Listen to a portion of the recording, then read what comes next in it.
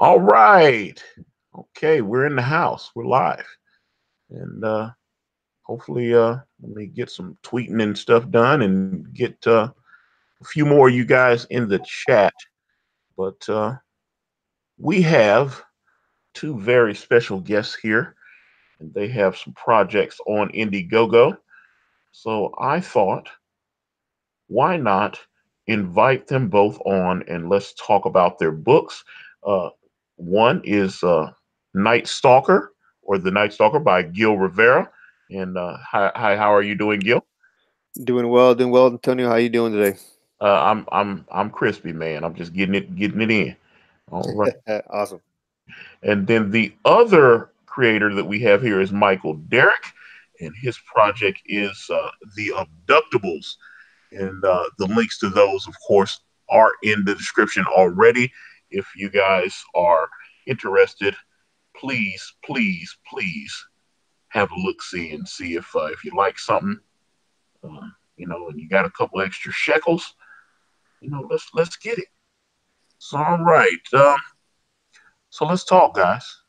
What got you guys into comics? Why do you guys make comics? Um, uh, for me at least, I got into comics through my cousin. He was really into like the '90s image stuff, and he was a big collector. So that that right there got me into it. But as far as like the big two stuff, I was probably more into like the animated series, like Batman the animated series and the X-Men cartoons and stuff. So it was kind of a combination of that. Oh, I definitely watched Batman the animated series. That was Oh yeah, definitely Bruce Tim, Paul Denny. yeah, That's my wheelhouse right there. So yeah. you That's a know, classic. I mean, it's.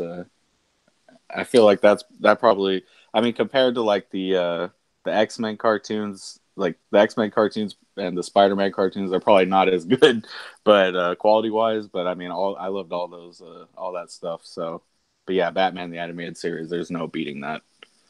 okay. I All right. agree. I concur. And they even had the Batman the animated series, like the comic book version. So I would get that as well. And it was I don't even think it was. I mean, it was drawn in like the Bruce Timm style, but I don't know. I guess they just had people copy his style, but I was into that as well. So All right.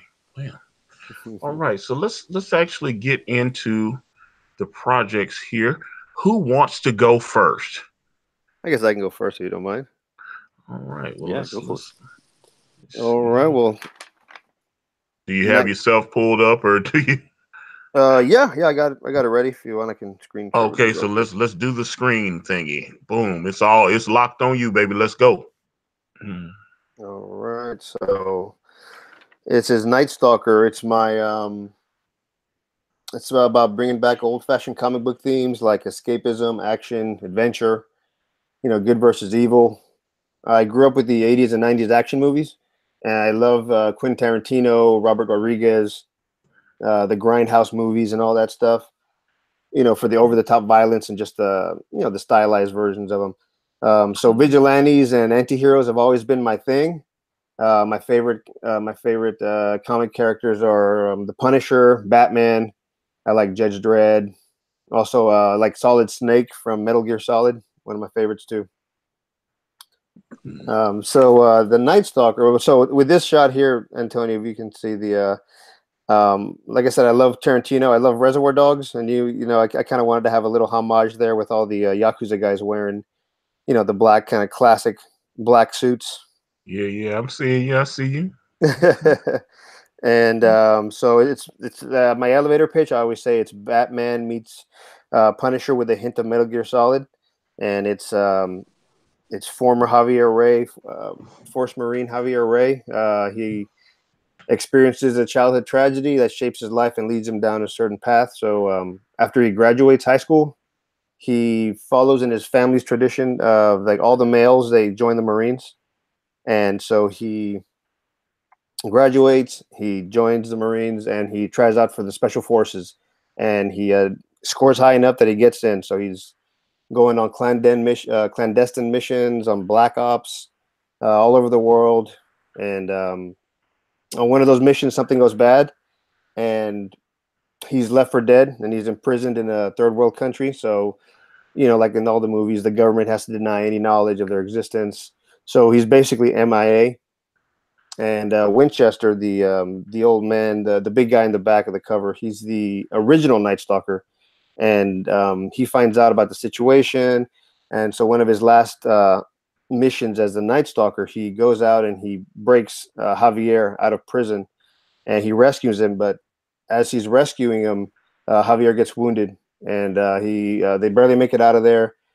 So he gets brought back to health, and so he decides to help Winchester by taking his place as the NiteStalker. So there's a legacy theme at play. Interesting. Okay. So he's taking on the mantle, and so I like old cartoons y'all were talking about. I love the Batman animated series. I love the Michael Keaton Batman. That's my Batman right there. All right. And I also like Batman Beyond. Y'all remember that one? I watched. Yeah. Oh yeah, I definitely watched Batman Beyond. Yeah, that was my show too. So I like the older Bruce Wayne, with the young apprentice. So that's what I decided to kind of do with this. But I wanted the hard action of like the Punisher and all that stuff, and like the espionage of Metal Gear Solid. This cover here for the second issue, it's by Carl Altstetter. You guys know who he is. He drew Bloodstrike for Extreme Studios back in the day. Oh, nice. And he was one of my favorite. He's one of my favorite artists, and so I found him and I commissioned him to do this piece, and I colored it myself. So. Oh, sweet. Okay. Very cool. So is that so what all on the book are you doing? I'm the artist. I'm the co-plotter. I'm the creator of the series, and on the first issue, I did the coloring as well, and I did the lettering. I pretty much did it all, but I didn't do the dialogue. I have a friend of mine. His name is Chris Campbell. He's a writer. He's an actor, and he's a musician. So he's a creative dude. And he's really good with words, and I wanted it to be, I wanted it to all cylinders firing on this comic. So I met up with him and I said, "Hey man, look, I can pretty much produce this whole thing, but I want the dialogue to be on point, because I can come up with the ideas, but actually writing dialogue is pretty hard for me." And now that's an interesting thing, because I don't know, the words come to me, but I wish I could draw. I can't draw, but I guess that's why I have Kanan. So there you go, man. There you go. You got Kanan White, the man. Oh, that guy, he's amazing. You got yourself an amazing artist there, Antonio. He is on point. Oh, trust me, everyone tries to clip him. So I honestly think he would probably have left me by now if we weren't so tight. Got to get him under contract. we don't have a formal agreement. That's people get shocked when I say that we don't have a formal agreement. It's just us being friends over the last 3 years, and just one thing he'll tell you is when I tell him I'm gonna do something, when I tell him I'm gonna pay him, he gets it, and so that means a lot to someone like Kanan. So. Because people lie. People will be like, "Hey man, I'm gonna pay you for this. I'm gonna do that." Yeah, that's I've encountered that when I was trying to find someone to start doing like promotional pieces for brand. I was, I didn't have any money, so I was trying to try to find somebody like, if you could just trust me, I promise I'm gonna pay you. I just don't have it right now. But that's one thing. Talking to guys like Elliot and John Malin, and they'll be like, "Yeah, no free work, man." We don't do that, which I understand. I get it. Trust me. But that goes both ways, because I've heard some horror stories about people paying artists for commissions and then never hearing from them again. So absolutely, got to be careful. Oh yeah, that happened to me twice. So I totally know all about that. And it was one of my heroes too. I was like totally like heartbroken. That dude just ripped me off straight up. Oh wow, man. It's terrible. Right. So okay, Gil, let's talk about some of your rewards and see where we're at there. Like, what Okay, are cool. you getting if you actually back NiteStalker? All right. So we have the let me show you here. Um, we're military. My wife is a proud airman in the Air Force. So we have a Night Stalker for the troops perk. So what you get with this Yeah, perk is you get I'm a military brat. Yeah. nice.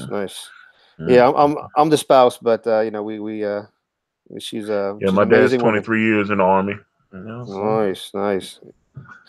So check it out. With my USO perk, you get 5 sets of the first and second issue. Because it's 2 books. It's 2 books. It's 25 to 26 pages each. So it's about 50 to 52 pages mm, total. okay. And so you get 5 sets. One set goes to the backer signed, and then the other 4 sets we send them to the USO so they can send them out to the troops. Oh, sweet. Okay, and it looks like you've sold a few of those. That's good. Yeah, we That's sold a good. few, and also if any backers, anybody backs in the U.S., we don't charge them for the shipping, so it's free shipping in the United States. Oh, that's interesting. Okay, I like that. What about some of your other perks? Right, and then we got the Carl Altstetter poster right here, poster print, 11 by 17, full color, for $10. We got the unsigned comics, the set 1 and 2, for $15.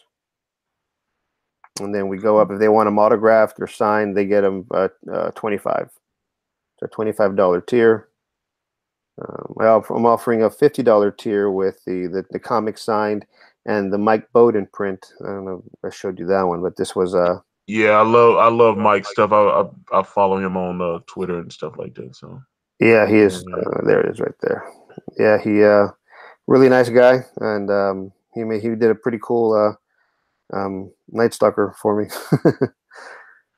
Yeah. We're actually, if I'm not mistaken, me and him are, because I know his stuff comes up on my feed. I'm pretty sure we're friends on Facebook, but just so many people started adding me. I know, but okay, if Right. I'm completely ignorant about Night Stalker and I'm wanting to back a tier, what would you recommend? I would recommend the $50 tier, the comics and the print, the Mike Bowden print. It's a really nice print, and I'd recommend that. That's probably the best bang for your buck. Um, but if they just, yeah, that's what I would recommend. All right, The all right. $50 tier, because like I said, the artwork's awesome. Like I said, it's 50 to 52 pages of full color artwork. So Is Night Stalker, is it set in like a fictional city or is it set in the real world? yeah, it's set in a fictional city. It's Empire City, USA. Just kind of a generic kind of Yeah. name. But it's like the largest megalopolis in the U.S. So it's like I was just picture New York and L.A. together. Ooh, Nice. So kind of okay. going for that, and Yeah, Tony. I know some people prefer like real world settings, but I've always been a fan of the fictional cities, like Right, and this Gotham and all that. So right, and I always liked movies like Akira and like Blade Runner, and like the city always kind of played a big part. yeah, definitely. To give it that atmosphere. So with this shot here, this is the double page this is the opening shot of issue 2. I always want to open up with a real dynamic, like a cinematic city shot to kind of pull you in. Hmm. So with this one, I went um, with a high angle, like Yes. a god perspective.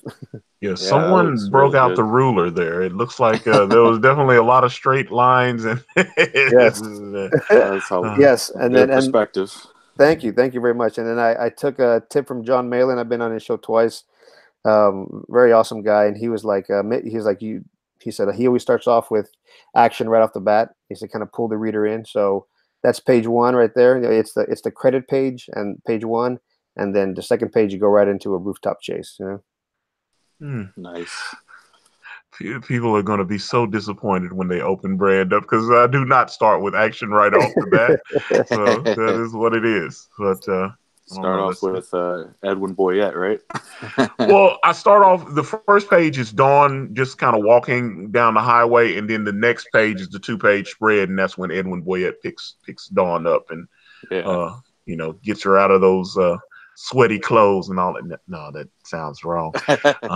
Yeah, but he just picks her up and offers her a hot meal and a place to stay for. Yeah, that just sounds wrong too. Okay, Moving because on. she's only 15. She's only 15 in this book, so yeah, it's like he's only helping her out. He's nothing inappropriate is going on. All right, Gil. So that's your book. Of course, the link is in the description if anyone wants to check out NiteStalker. But let's talk about the Abductables with Michael Derrick. And I've got the thing on. Do you have it set up or no? So unfortunately, I have to stream on my iPhone for now. Okay. So Yeah. I can do that. Let me switch it Okay, I over. appreciate it. Thank you. Yeah. I can handle that. That's it. I just want to make sure if I can do it either way. So Yeah, I know.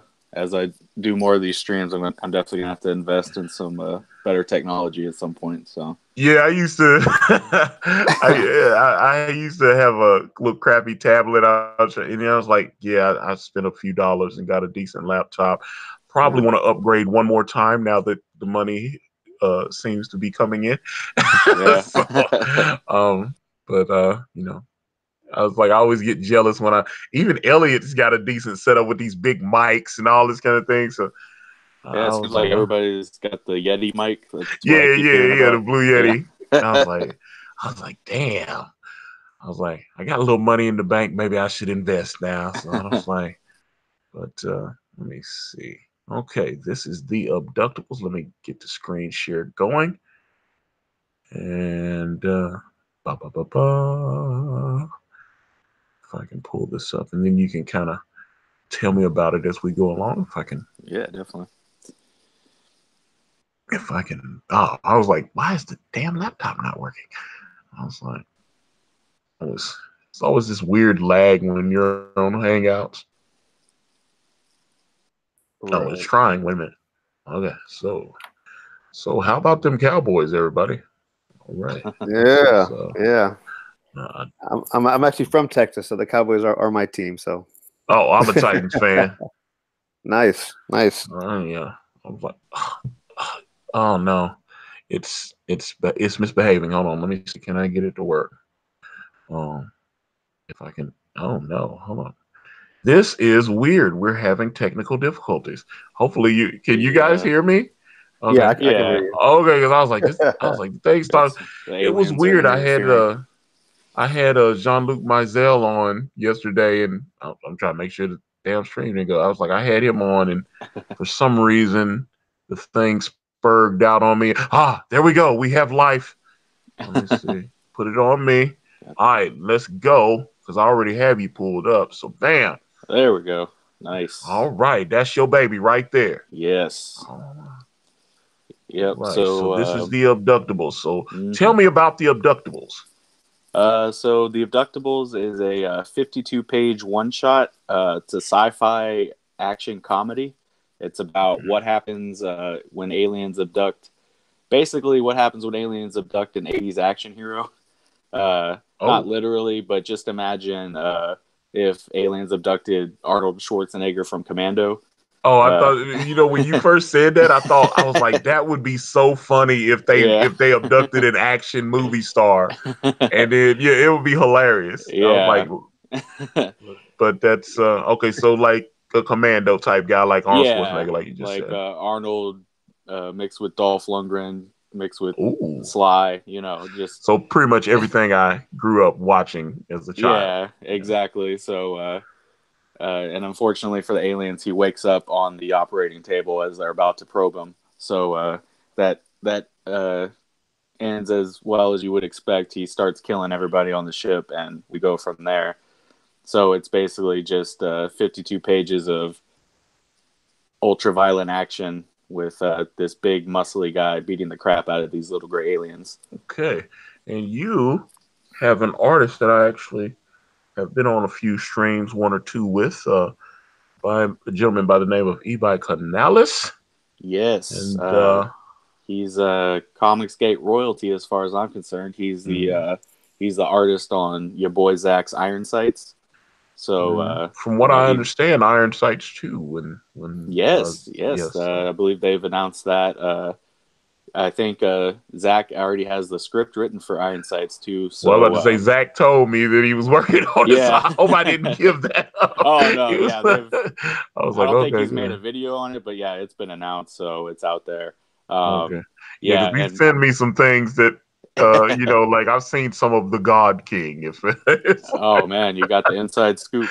Yeah. That's He cool. let me see a little something. I've let him see some brand stuff. We've been swapping. A little. Nice. Yeah. So I see you got this. I like this little shot here where he wakes up on the table here.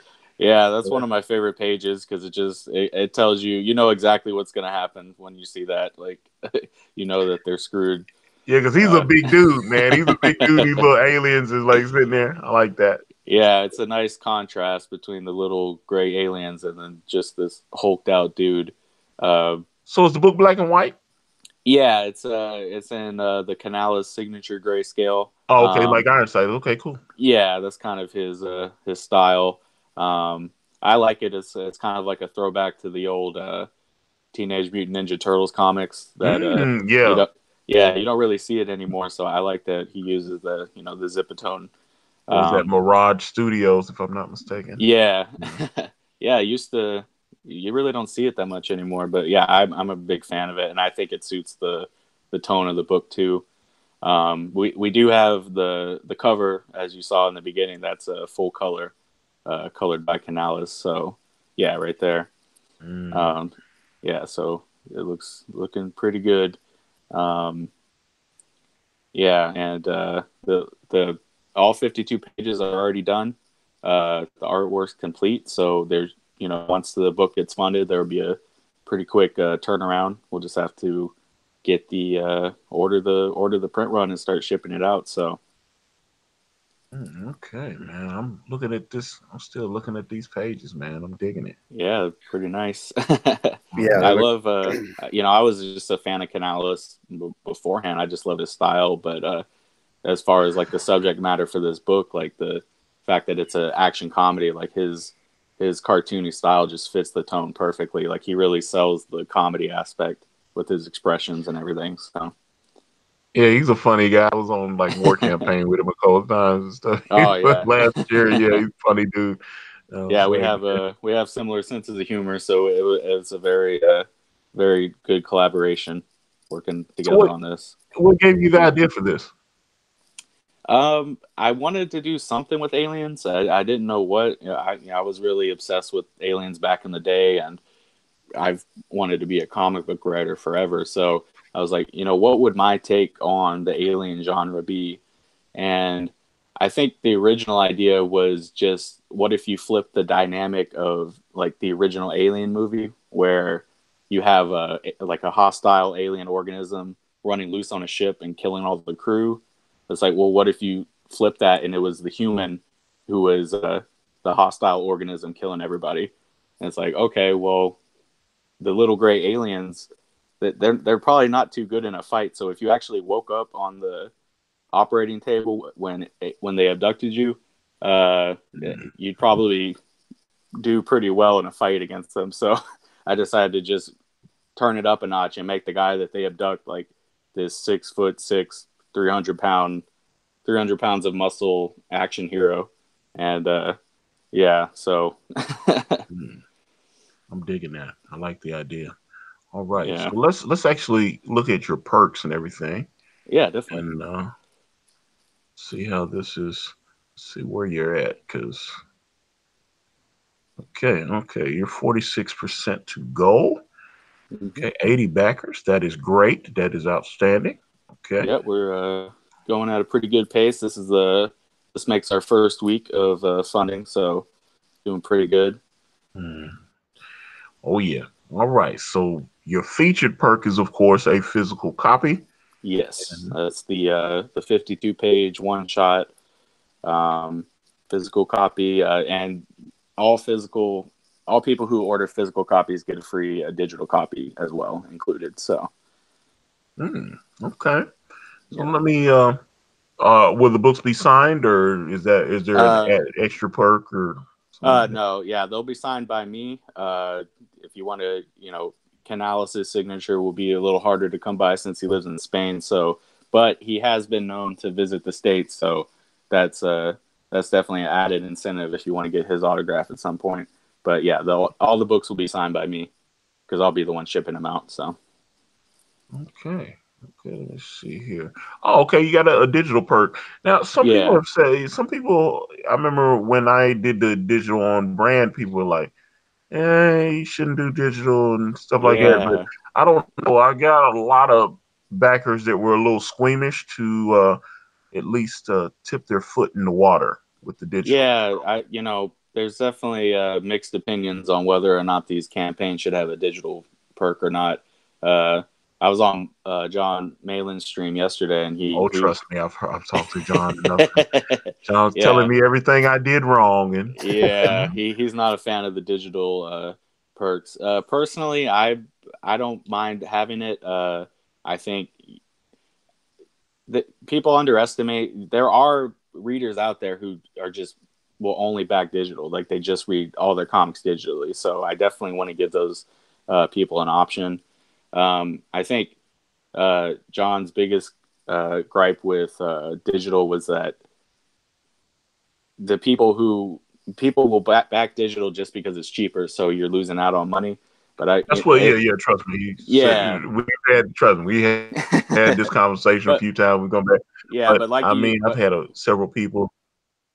yeah, but like Go you ahead. said, I don't think maybe there's some truth to that, but I feel like in the long run, it's better to just give people as many options as possible. So I'm pretty much pro digital. Yeah, and I think when I launch Way of the Gun that we will continue to do the digital thing as well. Yeah. Let me see. Let me go to your next 25. 2 physical copies. Yep. So you get 2 copies plus the digital copy, and you get a nice little discount there for getting the 2. So that's great for collectors because I know some people like to buy a copy to read and then buy a copy to just save and have collected. So, or even if they want to resell it, whatever. But All right. So let's see. Bulk order. Okay, tell me about that. yeah, just just an option for if people want to buy. It's 10 copies included, so if retailers would want to buy a bulk order of 10 copies and sell at their store, or like I said, if you're a collector and you want to own copies to read and then have some to save, or if you want to resell them later on. So I figured it'd be a good idea just to have that as another option, because I see it on a lot of other campaigns, having the bulk order option. So Yeah, I didn't have it. I'd say when I launched the first time, I didn't have them, and people started saying that I should add at least some type of retailer type option or whatever. yeah. So that is it. Okay, 250. Get abducted. Oh, Yes, this is it seems to be a popular addition to a lot of these campaigns, is having the option to be drawn into the book. uh, So we're offering that. You get for 250, you get 3 copies of the book, and you will be drawn as a background character, an alien abductee on the ship. So you'll have your likeness immortalized in the pages of this book. So it's a pretty good okay. deal. I like that. Yeah, I've sold a few of those for brand. So yeah, Yeah. there's people that want Kanan to immortalize them within the pages, which I think is a cool idea because Kanan's so talented. So it's a cool idea to have an artist like that to. And I'd love to see Mr. Canales draw a version of me. That would be funny. But let me see here. Well, we would love to have you in our book as a alien abductee. I promise I promise you won't get probed, so don't worry about that. Oh yeah, I definitely don't want to get probed. All right, so let me see here. Let me turn off the thing, and we can go back into regular mode. Let's see. All right, so there was the abductables. Let's actually go into chat and see what you guys, if there's any kind of questions that you guys might be able to answer. Someone might have individual questions. Let me see here. See, Mark Parlett, he says, dude, the first comic I saw was like 1988 Teenage Mutant Ninja Turtles. Nice. Yeah, Canales, that's one of his like artistic influences is those old Kevin Eastman, Peter Laird comics, the old TMNT from the original 1980s. So you could probably see that in his art, not just from the grayscale, but even just his cartoony style. It's very influenced by that. So, yeah, that's pretty cool. Yeah, I remember the old Ninja Turtles. They, I always thought they had like a lived-in kind of feel because it seemed like when they would do the buildings, like it looked like they didn't use rulers. It looked like they just kind of just freehanded it. Yeah, everything was kind of off kilter in a way. Yeah. You know, and it kind of gave it like a cool, rough kind of texture, and that's what I was kind of doing in NiteStalker as well. Like when I was doing the backgrounds, I would lay them out with a ruler, but then I would do the lines with I would freehand it. Yeah, I like that. Sometimes when things look a little too rigid, I'm not a big fan of that. So I kind of like the off kilter look to some of these comics. Okay, let me see. Mike Parlett says, I was early on this one. I will look at NiteStalker now. Got to run soon. Thanks, All man. right. Thank you. Appreciate it. Hey, Antonio. Right. So, who was your favorite action star back in the day, the old school? Oh, I was a Schwarzenegger guy. I was like, definitely Schwarzenegger. I was watching Schwarzenegger movies that I definitely should not have been watching. What was it? What was it? Raw. There was a movie called Raw Deal. I think came out like 81, 82. Yeah. That was like a low budget one. I remember that. Oh one. Yeah. It wasn't. Yeah, I remember that. But then he got a little bit. I mean, I think it's one of the first movies he did, because I know he did a Hercules movie too that they had to. He was like Hercules or something. Hercules in New York or something like that. I remember that. Was Conan his original movie, or he did movies before that were nobody ever heard of? I'm saying he got, because like the Raw Deal thing, that was I'm trying to figure out when he got Conan, because Raw Deal definitely is low budget. And Raw Deal was very low budget, and it was just action, but it made some money though, so I'd be curious about how that all played out, because I'm like, matter of fact, I need to actually look now. Now you got me looking, because I'm like, I'm trying to see. Yeah, I was always under the impression that Conan was like his first movie, and he was just an instant star. But yeah, he might have had some low budget movies before. All Deal came out in 1986. 1986. So. Yeah, that's a little later. Yeah, but I mean, boy, that did that. They seemed like they filmed that on like $5. It made money though.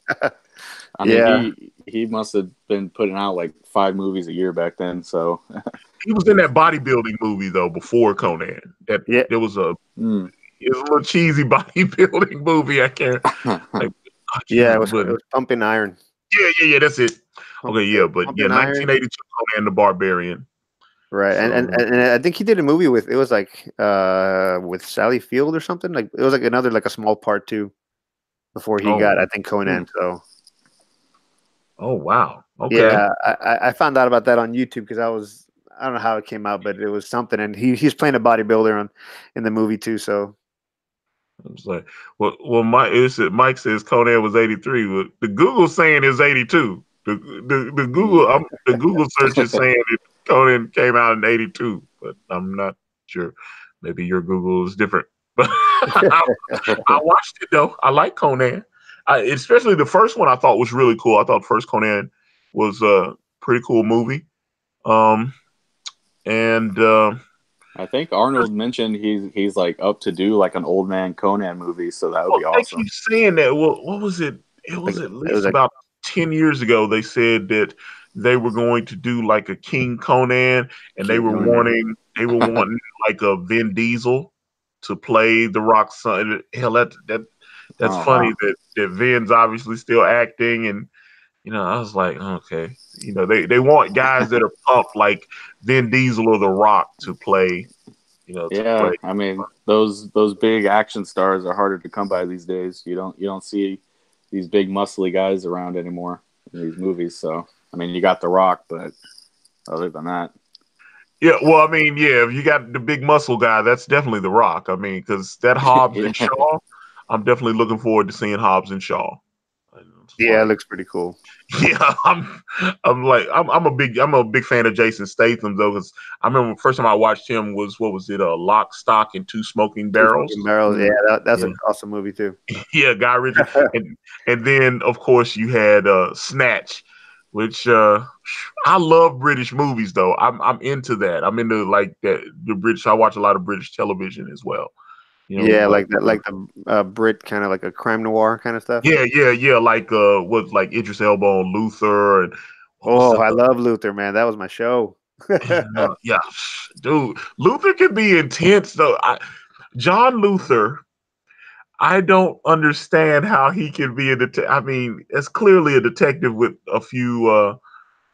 He's been through some stressful situations, Oh, and yeah, man. That show is pretty awesome. It's like he's breaking rules in every episode, you know? I yeah, don't no, I don't that think I've woman ever that was playing his seen. wife. What? Oh, Go go ahead. ahead. No, I was just saying that the woman that played his ex-wife or whatever, she ended up going on Game of Thrones and stuff. I remember she was she was the mother of the sand snakes or whatever. Saw her, but yeah, that Hmm. was yeah, Yeah, I Yeah. remember that. That was good. yeah. Now that I think about it, I don't think I've ever seen any British TV shows. Like, Really?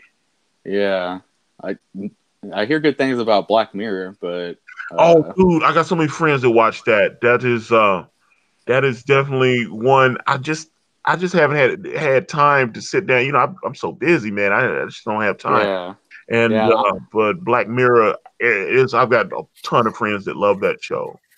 yeah, and I'm a fan of those anthology shows, so I definitely need to check it out at some point. But I would watch like Doctor Who, and then I also watch Torchwood. It's like I watched Hmm. Torchwood. Oh yeah. Is are you watching the new season? No, That's I stopped watching that supposedly shit. No, I stopped watching yeah. that shit, dude. I was like, when you start doing that social, I just like, God, Yeah. man, they Hmm. ruin everything, man. They just take everything Yeah. and they go, it's time to make Doctor Who trends. It's like Yeah, Yeah. that's the next step. everything's, everything is a social statement. It's not about writing cool stories. And Yeah. so at that point, I go, okay, well, y'all do what y'all want. I'm gonna find another show that I actually want to keep watching. So, um, Yeah. Right. And but I'm trying to Did think. What is, Hey, what, Antonio, did you ever watch the old school Doctor Who? Like, I used to watch it on PBS back in the day. was the one that it was airing in the '80s? The kind of weird. I mean, he kind of looked disheveled, a little, Yeah, like had like slightly a big old with the poofy hair and stuff. yeah, had big hair with a scarf around his neck and stuff. That guy. Yeah, yeah. He was. I think I think he's he was one of actually the first the. ones. Well, But I uh, mean, I think he's like the eighth or ninth Doctor. But I think he was the Doctor for the longest out of all the actors that played Doctor Who. Because that a lot. I remember they even parodied him on The Simpsons because he he's like '70s, late '70s, '80s. A lot of people recognize that guy. I can't remember, but I've actually they've got they got these wikis. And they've got a Doctor Who wiki and they break everything down. I've spent time on there going through all the different doctors and the episodes and everything. And I was like, man, the curation on these things, it's a labor of love. It's like I go to like Star Wars wiki, Game of Thrones wikis, all of this. yeah. It's just like, yes, that's it. Yeah, okay. I knew somebody in the chat. Tom Baker, that's him. That's the one. He's the one that a lot of people grew up with because they actually they actually parodied him on The Simpsons. That's why I was like, okay, yeah, that's the He's kind of like the look. classic one. Yeah, yeah, he's Yeah. like I say, a little frumpy looking guy with this scarf around his, and I was like, hilarious. And I'm trying to think, I'm trying to think, he got an acting role in one of these movies. I'm trying to remember one of the newer movies. Is he in Harry Potter or Star Wars or something? Because I was shocked because someone retweeted him on my timeline, and I said, wait a minute, he plays something in something else that's I'm trying to remember what I think it's Harry Potter. It might the memory fails, but I was shocked. I was like, oh, okay, he got a little traction going. He got a little movie, little something going on in modern times, and in these movies is making money. But Yeah, I think all those British actors have to be in a Harry Potter movie at some point. hey, if it's what do you now I know some people that like they like regular Harry Potter, but they don't like Fantastic Beasts or whatever. I like Fantastic Beasts. I thought that was the shit, man. It was for me, I was digging it. I haven't seen those movies. Like I've seen obviously the main Harry Potter movies, but yeah, I haven't seen the Fantastic Beasts yet. Though I would, Harry Potter is kind of annoying now just because SJWs, that's all they talk about. But I kind of do want to see Fantastic or the new one because it's got Johnny Depp as the villain, and Oh I'm a no, I big saw Johnny that. Depp That fan. last one was dope, man. I was Okay, digging yeah, it. Yeah. yeah. I love Johnny Depp, so I might have to see it just to watch him chew the scenery. Man, the way it opens up, the second Fantastic Beast, the way it opens up, I was like, I mean, Wow. they really get it going, man. I was just like, that opening sequence was insanity to me, because they had him, Wow. they captured him at the end of the first movie, and so obviously they got to break him out, and it was just, Oh, yeah, so it was interesting. Johnny Depp's in both of them? Yeah. Oh, okay. Yeah. Oh, dude, watch the first one first. Don't just go and watch the Yeah. second one. Yeah. Okay. Yeah. I, I'll definitely have to watch those. oh no, dude. I Yeah. mean, Johnny I'll Depp's be good. honest. I was obsessed with Harry Potter back in the day, like everybody else. But I kind of lost interest in it. But yeah, I'll have to check those out for sure. No, bad Rodwell. No Rodwell. That wasn't a spoiler. That was just a generic synopsis of what occurred. That's why I stopped talking because I didn't want to give all the juicy stuff out. But yes, Well, plus it's a prequel, so I mean, technically, this stuff's already happened. If you're a Harry Potter fan, so. let me see. Sewer Shark says, guys, watch a British sitcom called Bottom. It's the most un-PC thing you will. British television, there's a couple of British shows that have been converted over here to America, and a lot of times they can do better stuff with like that show Shameless. They had Shameless over there in British, but it's thank God Shameless is on Showtime, so they can still be more adult with it. But Yeah. a lot of times they'll take a British show because what you can do on British television I'm talking about regular television, not cable television, versus what we can do in America is different. There's a really great show over in the UK, or it was called Singles, and they brought it over to the States when Friends was going off the air. NBC picked it up and they were trying to copy it, and it just lost a little bit of its oomph, man, because they almost, the pilot was almost word for word, though. They just changed a couple of phrases that we don't use here in the States and stuff, but it was yeah, it just wasn't the same. And but yeah, British, that's why I just prefer British television, because when I look at a lot of the Hollywood actors, they're all plastic and it's fake and everything.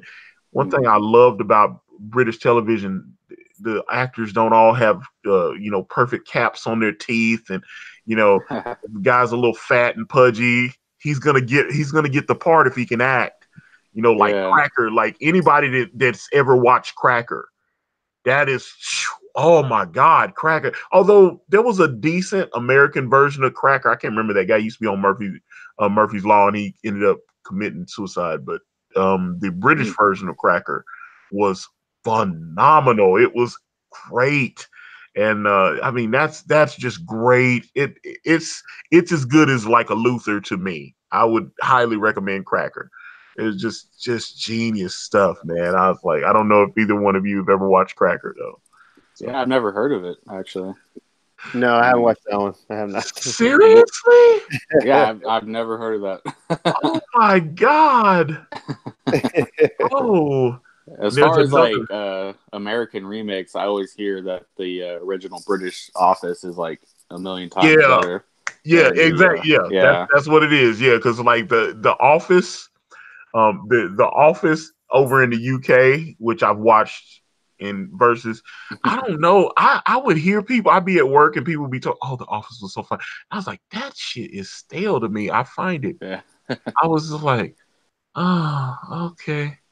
I was like, I don't know. I like Ricky Gervais though, so I yeah. find him. I find. I don't know. I watched a lot of his. I watched obviously. I watched all the British Office, and then he had another. Oh, Extras that aired on HBO. I thought that was hilarious. Extras on HBO. Oh, that was awesome, man. Yeah, that was a good show.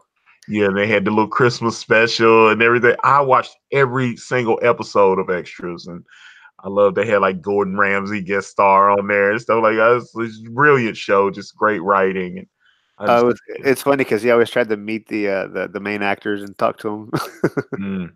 Yeah, I was like, and then they'd be like, oh, yeah. I would just, that was, and he did another show. What's the guy that he was in Willow and he was like Wicked in Return of the Jedi and he's been in Harry Potter and stuff. The dwarf. The wizard, right from the 80s. Yeah, yeah. Yeah, I'm trying to remember, but Ricky Gervais, they did a show with him. Davis or Warwick Yeah, Davis. Warwick Yeah. Davis. Yeah, oh, okay, yeah. And they had a show where, well, he's done two shows with Ricky Gervais. There was one that was more of a documentary type thing, and then he did a little sitcom that aired on HBO. They only aired one season of it, but it was hilarious. He had me, I mean, my boy had me in tears. Was that Derrick? He was playing himself. Warwick Davis was playing himself as like a washed up actor that couldn't get jobs or anything. He's like, "Hi, I'm Warwick Davis," and talking, one camera show, talking to the camera, and you'd see him like they do a lot of pratfalls. I mean, the show had me in tears. It was crazy. They even had Ricky Gervais guest star, as himself. And what's the guy? Stephen Merchant. That's his partner. And I know Stephen Merchant has that whatever that new wrestling movie is that The Rock is the executive producer of and everything. Yeah, Fighting with My Family. Yeah, the Page movie. Yeah, Stephen Merchant from The Office and Extras is the director on that. And when I saw that, I was like, man, I like Stephen Merchant. He's a funny dude, man. So he, just you need that little. I think if they had brought in an American director it would look different. I mean, great directors can direct, but I don't know. Those British shows, they just seem to be shot a certain way, and it's just funny. And I just love the way. That's why I say I enjoy British television. Yeah, it's just nice. Hey, have you guys ever watched Ozark? No. I know about Ozark, but I've never watched the episode of it. It's pretty cool. It's pretty cool. I recommend that one. It's got Jason Bateman, and it's like a crime, like a family, like a psychological thriller. Oxy or something? Isn't he like a drug dealer? No, he's like one of the best accountants, and he gets his buddy, his partner, gets into like a deal with the cartel, one of the cartels.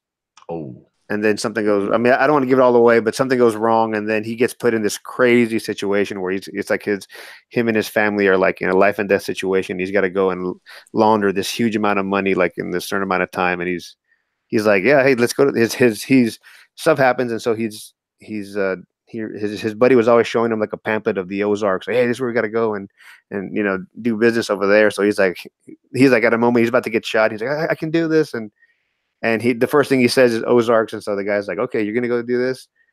All right, you got this much time. Is it like pretty awesome, dude? Is it just like a straight crime thing, or is it?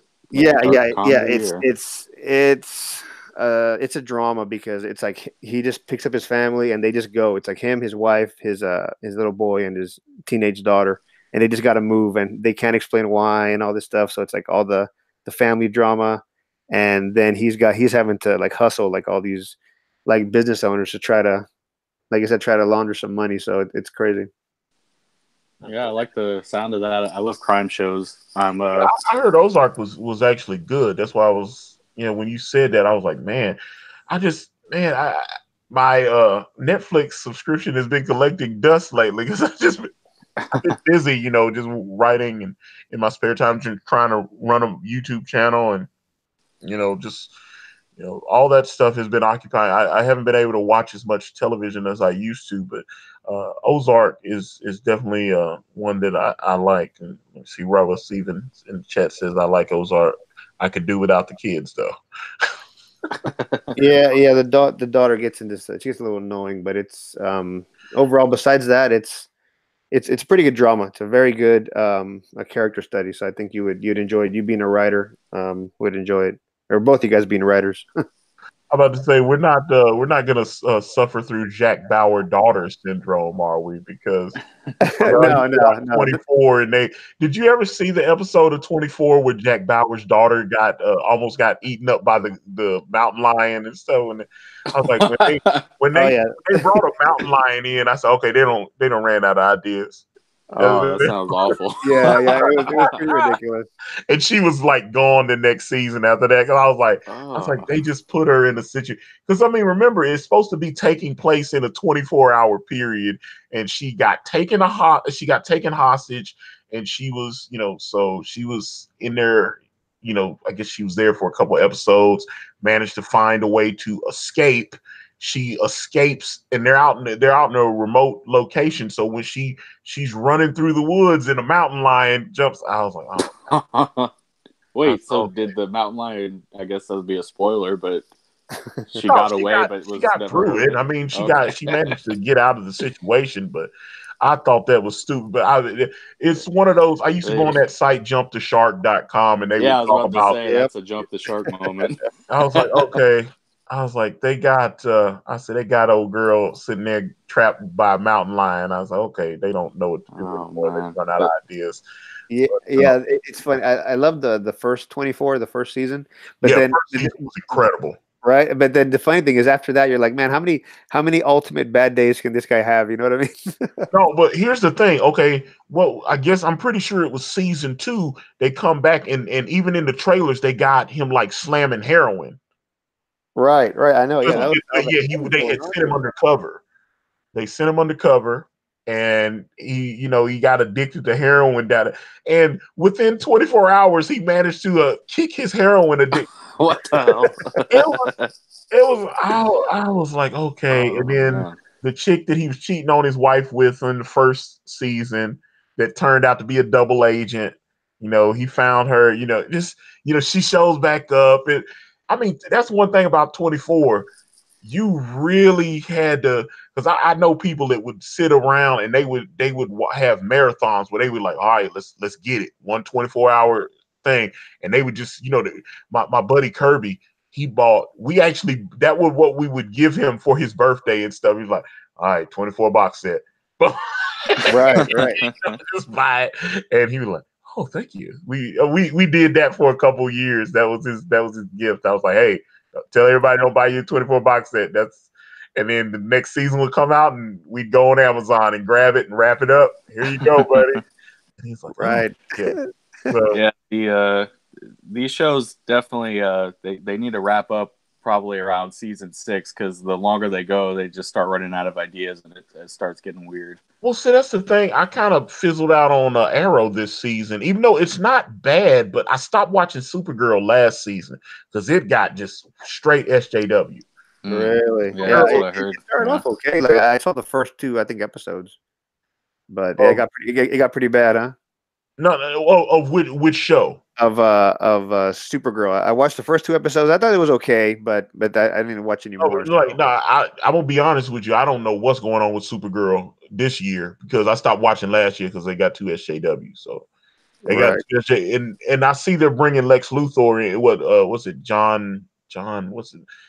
He's Shucky from or Shecky from or Pink. What the Ducky? Whatever the hell his name was from Pretty in Pink. John Cryer. John Cryer, yeah. Yeah, and he's playing like. So when I saw, I was like, John Cryer's Lex Luthor. Okay. Yeah, I don't know. Those DC shows crack me up because it's like they have every freaking character from DC except for like the main ones like Batman and Superman, Wonder Because they're Woman. all licensed out. Yeah. Are they? So they can't use those? Like they? No, they can talk about them though. That's why. Well, Okay. although they're saying that they can possibly do a Superman show with what's the guy? His name's Tyler Hoechlin. That's it. Tyler. Yeah, if I can talk. Tyler Hoechlin. He was on Teen Wolf, and then they cast him to play. Teen Wolf was dope. Teen Wolf on MTV was dope. I enjoyed that. Yeah. Fun, Yeah, I never saw one, that two, one. three. But Freaking Dougie is Lex Luthor. Yeah, that Ducky is Lex Luthor. So That's that did throw me off, and 2.5 Men and all that kind of stuff. So they'll probably bring in a Charlie Sheen cameo now or something. You know? Right. Oh, but I did love Manu Bennett as Deathstroke. That was Yeah. I enjoyed him because I watched him on what was it on Stars the Spartacus. show. Yeah, Spartacus. Yeah, Yeah, he's a man on that one. Oh man, I dug Spartacus. Man, I've turned people on to Spartacus because right amount of action, right amount of nudity. Man, Right.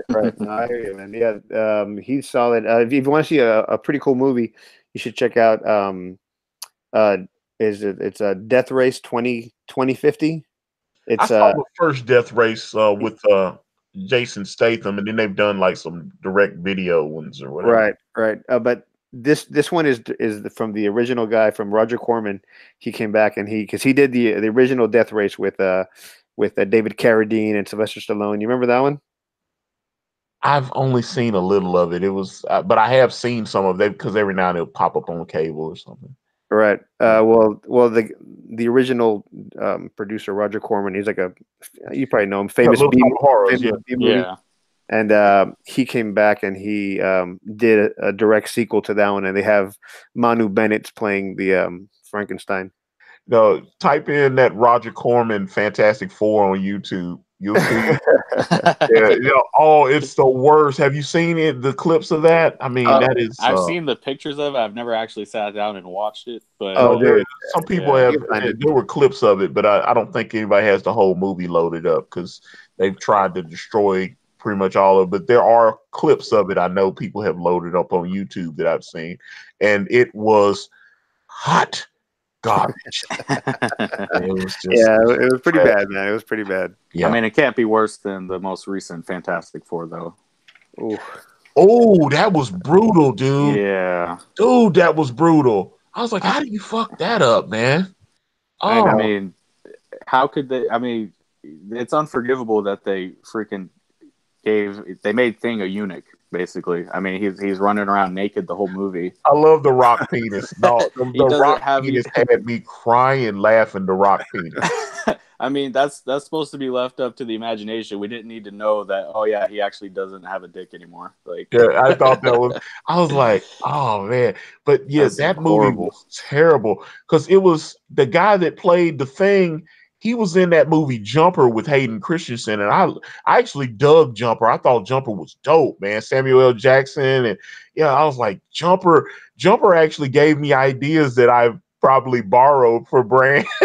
So I thought Jumper was dope, man. I was like, and it was like I think his name's Jamie Bell, and Jamie Bell was the Thing, and it was so. He was too small. Like I get that they were trying to do a different thing, but it's like, man, he was just short and he didn't have any muscle. Like, I don't know. The Thing has to be a big guy, even before he transforms. Yeah, yep. And then what was it? What's the guy that played Mr. Fantastic? What's his name? Miles something. Damn, I can't remember his name. But I mean, I've seen, they're trying to. I've seen his name. I think he's in the new Dune. I'm trying to. I know that guy keeps popping up in all these. Teller. Yeah, he's but they're trying to make him the guy now. He's one of like young Hollywood or whatever the hell. And I was like, Mm, stars are stars for a reason. That guy's a working actor, but I don't see yeah, that he's that leading guy. You know what I'm saying? If that makes sense. Yeah, yeah, I don't. yeah. he didn't have that charisma. That Yeah, yeah. Because he was in Divergent, he was in Whiplash. Although Whiplash can be intense. He's definitely a great actor. He's not. I wouldn't have him as an action guy or whatever. Because what's the guy that was on? He was on The Office. John Chris, whatever. He John plays Jack. Krasinski. Yeah, yeah. And you watch him as Jack Ryan on Prime. Oh my God, he's so good in that. Yeah, Oh, he's got what the Miles guy doesn't. He's got that natural charisma. dude, I mean, I would give Jack Ryan on Amazon Prime. That's at least an 8 or 9 out of 10 to me. I Wow, mean, really? Hmm. it's dude, that is It's so so good. it's so weird to see that John Krasinski as like an action hero now because he was just the guy on The Office. Oh, but there Uh, was it was a really cool scene where, because they were just like, okay, yeah, he's a IT guy or whatever. He's an intelligence guy. He's a pencil pusher, and there was a couple of scenes that I thought were really exceptional on Jack Ryan. Like he was at like there was some kind of wedding fundraiser type thing, and he's just sitting there and he meets this woman and he wants to talk to her, which is the woman I know in the book he ends up marrying her or whatever. In the Jack Ryan series he ends up marrying this woman, but this is the young version of the two. mhm. And she's the daughter of a guy that he thinks is a dick, that's like a senator or whatever, that he had kind of turned down. The guy had wanted him to help him get push something through, and he was like, yeah, I can't do that. And all of a sudden it looks like World War III at the little fundraiser thing.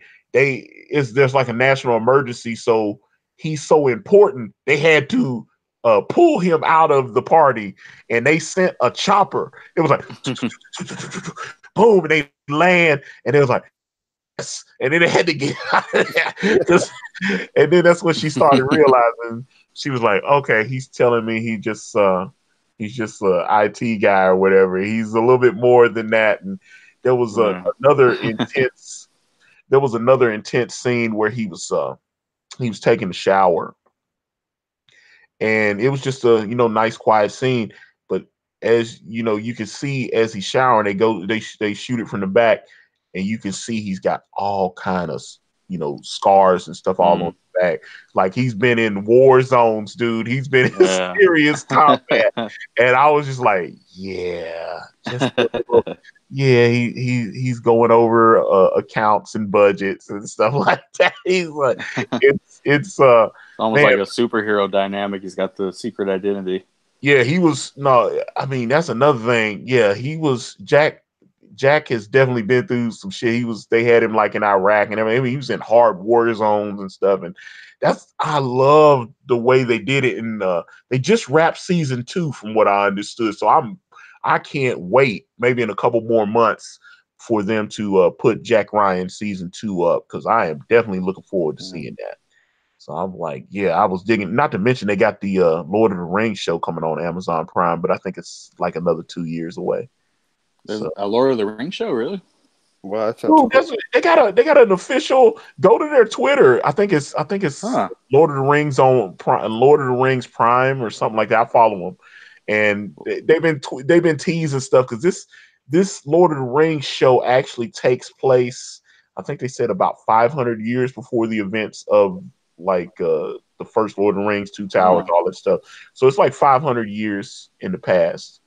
That's cool. Oh, cool. But yeah, if you follow the Lord of the Rings on Prime Twitter account, you'll see they're starting to tease stuff, because they tweeted out the map that they're going to be using, and you see that some of the names have been changed from, because I don't know if you've read Lord of the Rings, the present day they have some of the I guess some of those lands had gotten conquered, and then they changed the names, so we're Hmm. going back to before those lands were conquered or whatever. I watched too much Emergency Awesome. I was like, I love that. Yeah, there's a channel called Emergency Awesome that I watch all the time.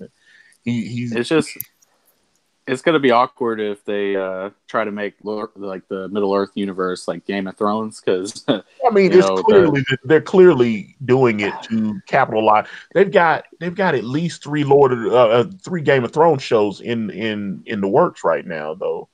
Yeah, but Damn. the like the Lord of the Rings, like the originals, like they're so, I don't know if tame is the right word, but they're pretty wholesome compared to Game of Thrones. So it'll be interesting if they go like the hard R route like Game of Thrones and have, you know, graphic violence and sex and stuff.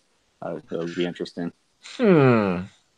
You know, or are they gonna keep it wholesome like the original? You know, that's actually an interesting question. Yeah. I know. What was it? Tolkien was friends with C.S. Lewis, and I know they were both pretty hard Christians. Yeah, Especially C.S. yeah. Lewis. I know C.S. Lewis. Which I mean, that was kind of George R. R. Martin's like original idea for Game of Thrones, was like a realistic Lord of the Rings where you actually do have like the graphic content that you didn't see in Lord of the Rings. So that'd be I don't know how I'd feel about that, but I do like the idea of a Lord of the Rings show like set in Middle Earth. Well, what about Netflix is about to come out with, they're shooting that now, The Witcher, with Henry Cavill. I don't trust Netflix. I don't. Their adaptations have been terrible. So I don't. They're like the they've epitome. done the racial swapping and stuff on some of the characters. So I know I've seen. Trust me, I've already started seeing some of the complaints. I mean, it's literally set in a like a Scandinavian universe. So I don't know.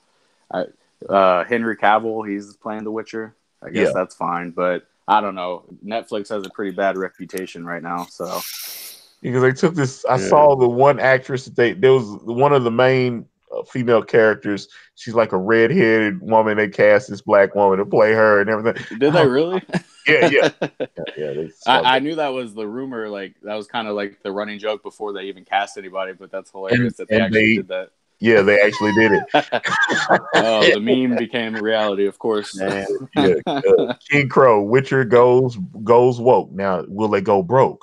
So that's. I was like, who knows? Man. What about another one that I watch is on Amazon? I've been watching a lot of Amazon Prime. The Tick. They got a couple of shows on Amazon Prime. Oh, how is that? The new Tick is great.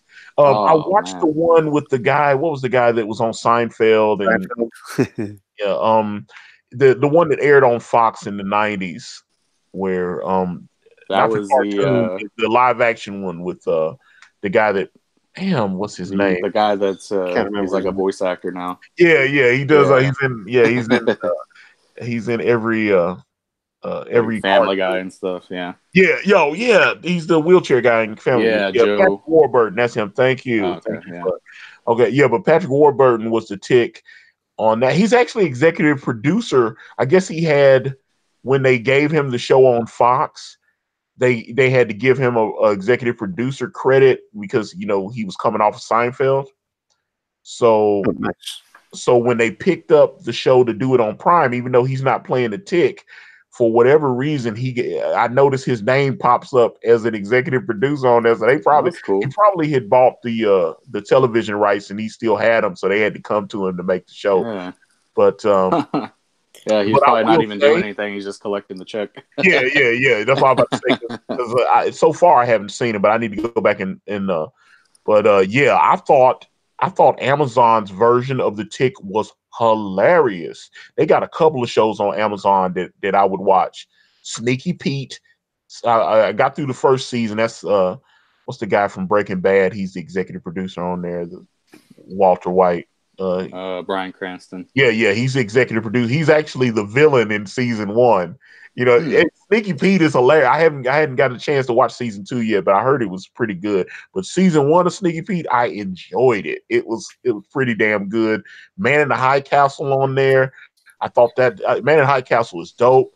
That's an awesome show right there. That Man in the High Castle. Yeah. They're doing a lot of Amazon's doing a lot of the Philip K. Dick stuff. I mean, they've got the anthology show Yeah. I forget what it's called, but actually, I have Amazon Prime, but I haven't watched any of their original stuff, so I'll have to check one of those shows out. Do you guys use the Amazon Music as well?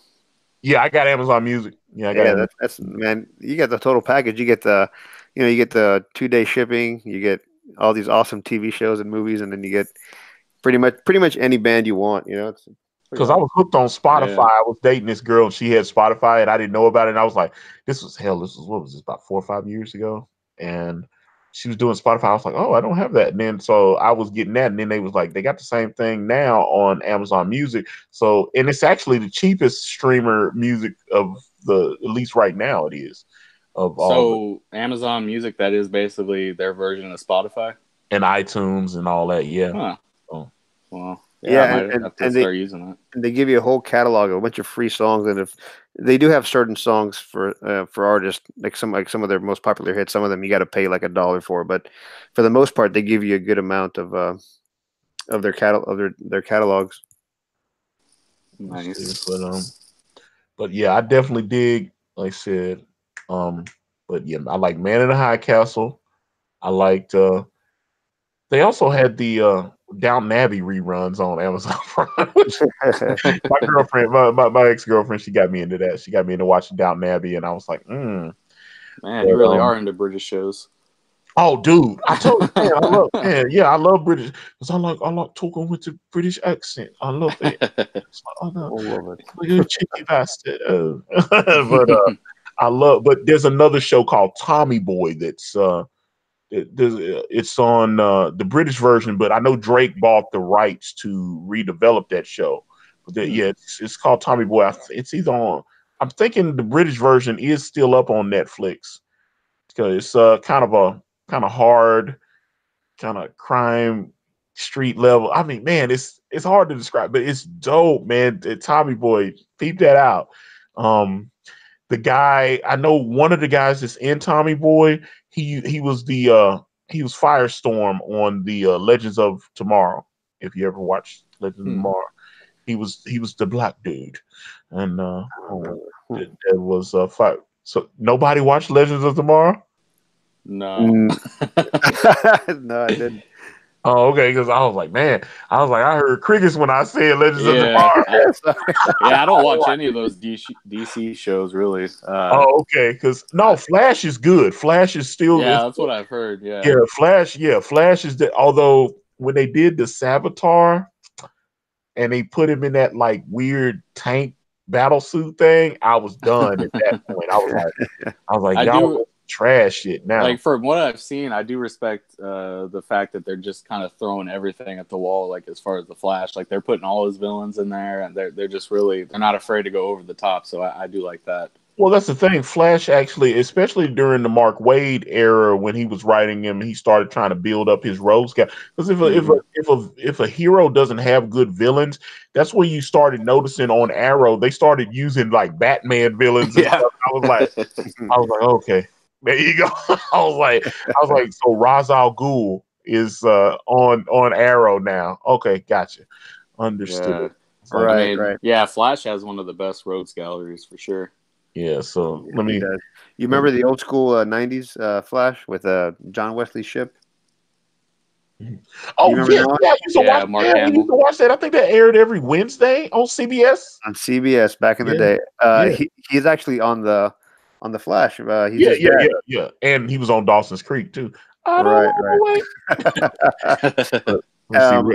I saw some I think it was a preview shot where they have the actual actor back in the old Flash suit, like from the 90s. Did you see that? Yeah, that's pretty cool. Because they did that in the Crisis crossover, which I actually enjoyed. I thought the Crisis thing was okay. They had a couple of mistakes I had to roast them for, but it was. Is he playing like his character from the 90s show, or is he just a new is he playing the Flash from the 90s show? In that Crisis, because he actually had because that suit was made. It had like velvet or something. That suit looked like it was made out of velvet. Awesome. Yeah, suede. It was like suede or something. Yeah, suede. Yeah. They need to they need, they're doing all these alternate universes. They need to bring in Mark Hamill's. Who did he play? Trickster or Trickster, Yeah, yeah? they They need had to him bring on. him in. They did have him. They had No him way. on They did. season. I know because Kevin Smith directed Oh, that that's episode. They awesome. did. No, he's been on a couple times. He's been Oh on the new man. Flash because they brought in a villain and he was the new Trickster, but it turned out it was that guy's son. And then then they got rid of him, and then they went into another. They started doing all that multiverse stuff, and then there was a Trickster in that dimension. It was kind of. Had the Joker makeup on. It was hilarious. He Oh kind of had his man. face. And so, Mark Hamill obviously was the voice of the Joker on Batman the Animated Yeah. Series. So I said, I see what y'all doing. Okay. That's awesome. Yeah, I'm gonna have to watch that is pretty episode. cool. I That's want to awesome. find that now. Yeah.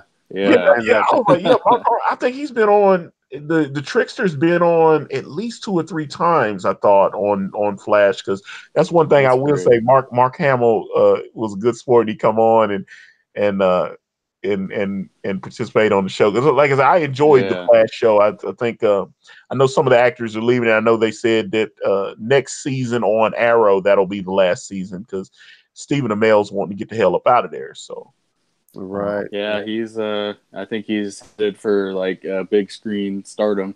I think he's going to be pretty big. Are you serious?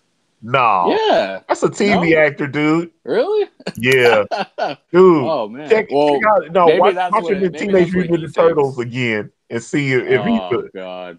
I mean, you're in $100-something million Michael Bay movie, and I'm like, oh, you're the guy I from don't Arrow. know. He seems pretty popular. Maybe we'll see if it translates.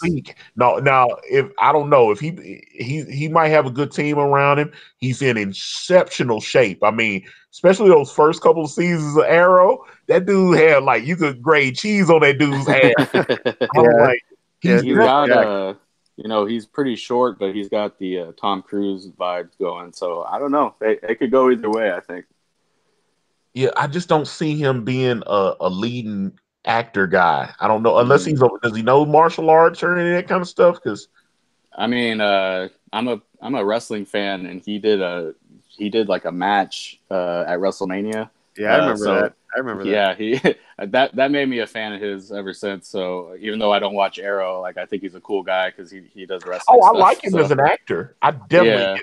Retrographic Books LLC, dude was shredded. Season 1, that dude was. I mean, he was. Oh my God, he was in exceptional shape. And then they had to put those fake scars on his body and stuff. It was. He was in.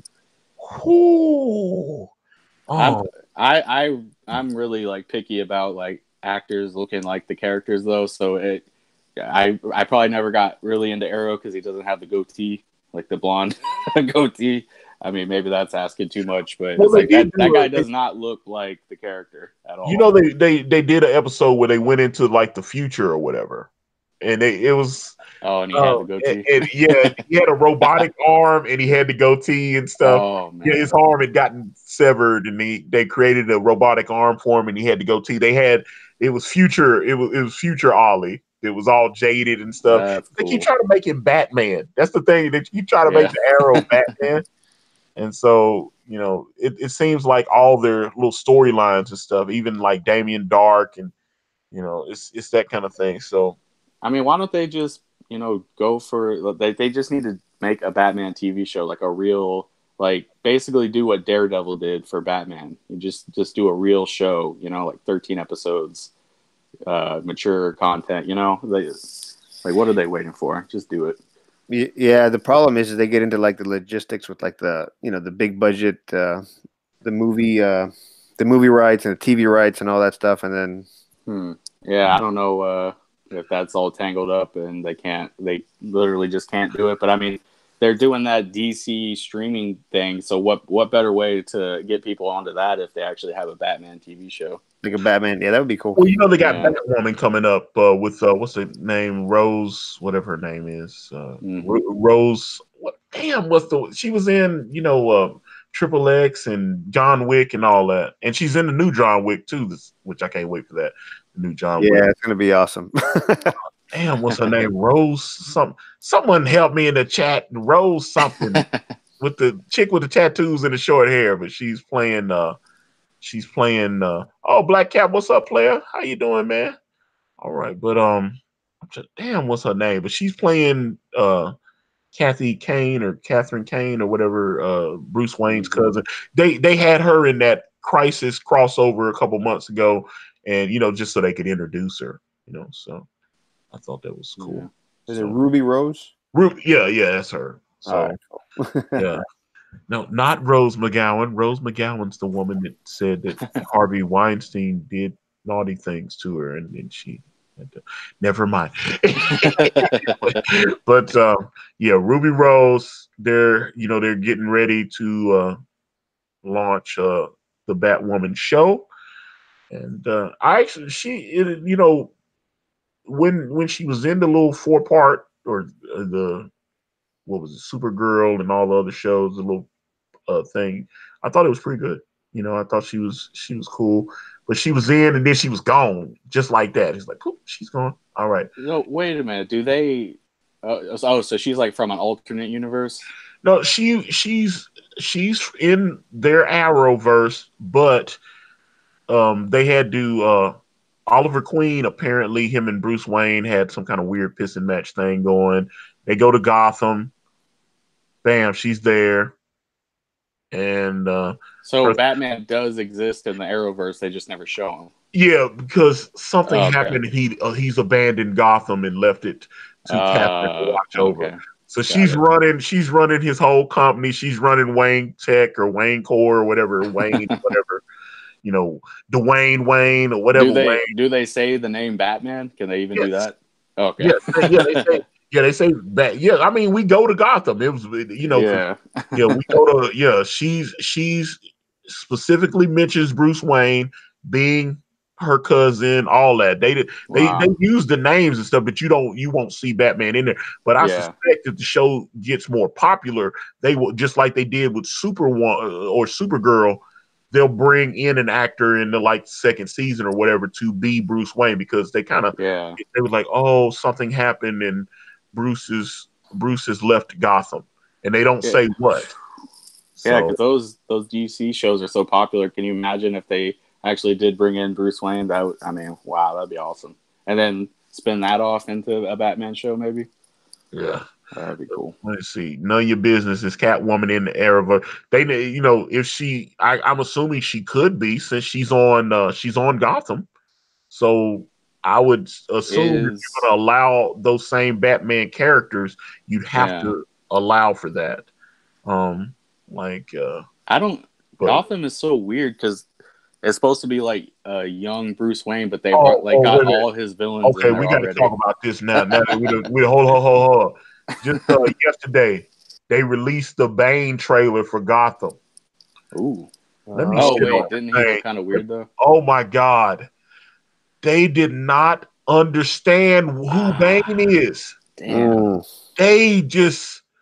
That was some hot garbage. Bane is cool.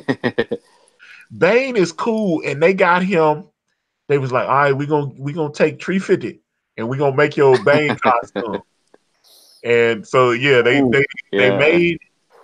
put the little breathing mask on him. Oh my God, it is so bad. Yeah, I saw the original picture that they released. It did not look good. Yeah, and when you actually see it, it's like he's a Frankenstein monster or something. I don't understand. Damn. And I'm serious. I'm surprised you did not watch, because it's trending on YouTube. It it's gotten a couple million views or whatever. But I watched it. People are. Yeah, I think I saw the thumbnail, but I didn't check it out just yet. Yeah, it was. There's all kind of stuff going, because they had fast forwarded it. I don't know if you watch Gotham. So the last season, they were setting up that the earthquake storyline from Batman. No Man's Land. Yeah, No Man's Land. They're setting that up. So the bridge blur. Okay, so they're setting that whole thing up. The bridge blur. Okay, they're trapped. Okay. So then we come into this season, and they've kind of let some time lapse. The different crime factions have taken over various parts of the city. Blah blah blah. All that kind of stuff. And Jim because now they're making it where Jim's getting married, and it was just and they're trying to get Bruce Wayne. He's continuing his training and crime fighting and stuff. There was a really weird scene in the Bane trailer that I thought was just cheesy and stupid. Okay, no, um, um, Alfred, the guy that plays Alfred on the show. So Bane is full Bane, and he walks out, and Alfred walks up to him. And he's like, "Oh, you're a big bloke," and he said, "Let's see what you got." And he punches him, and then Bane looks at him and just like caps him right in the mouth, and like you see all this blood.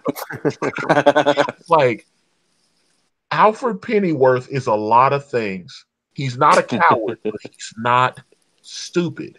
Why would you walk up on someone like Bane that you know is jacked up and super powered and try to trade blows with him? That just is dumb.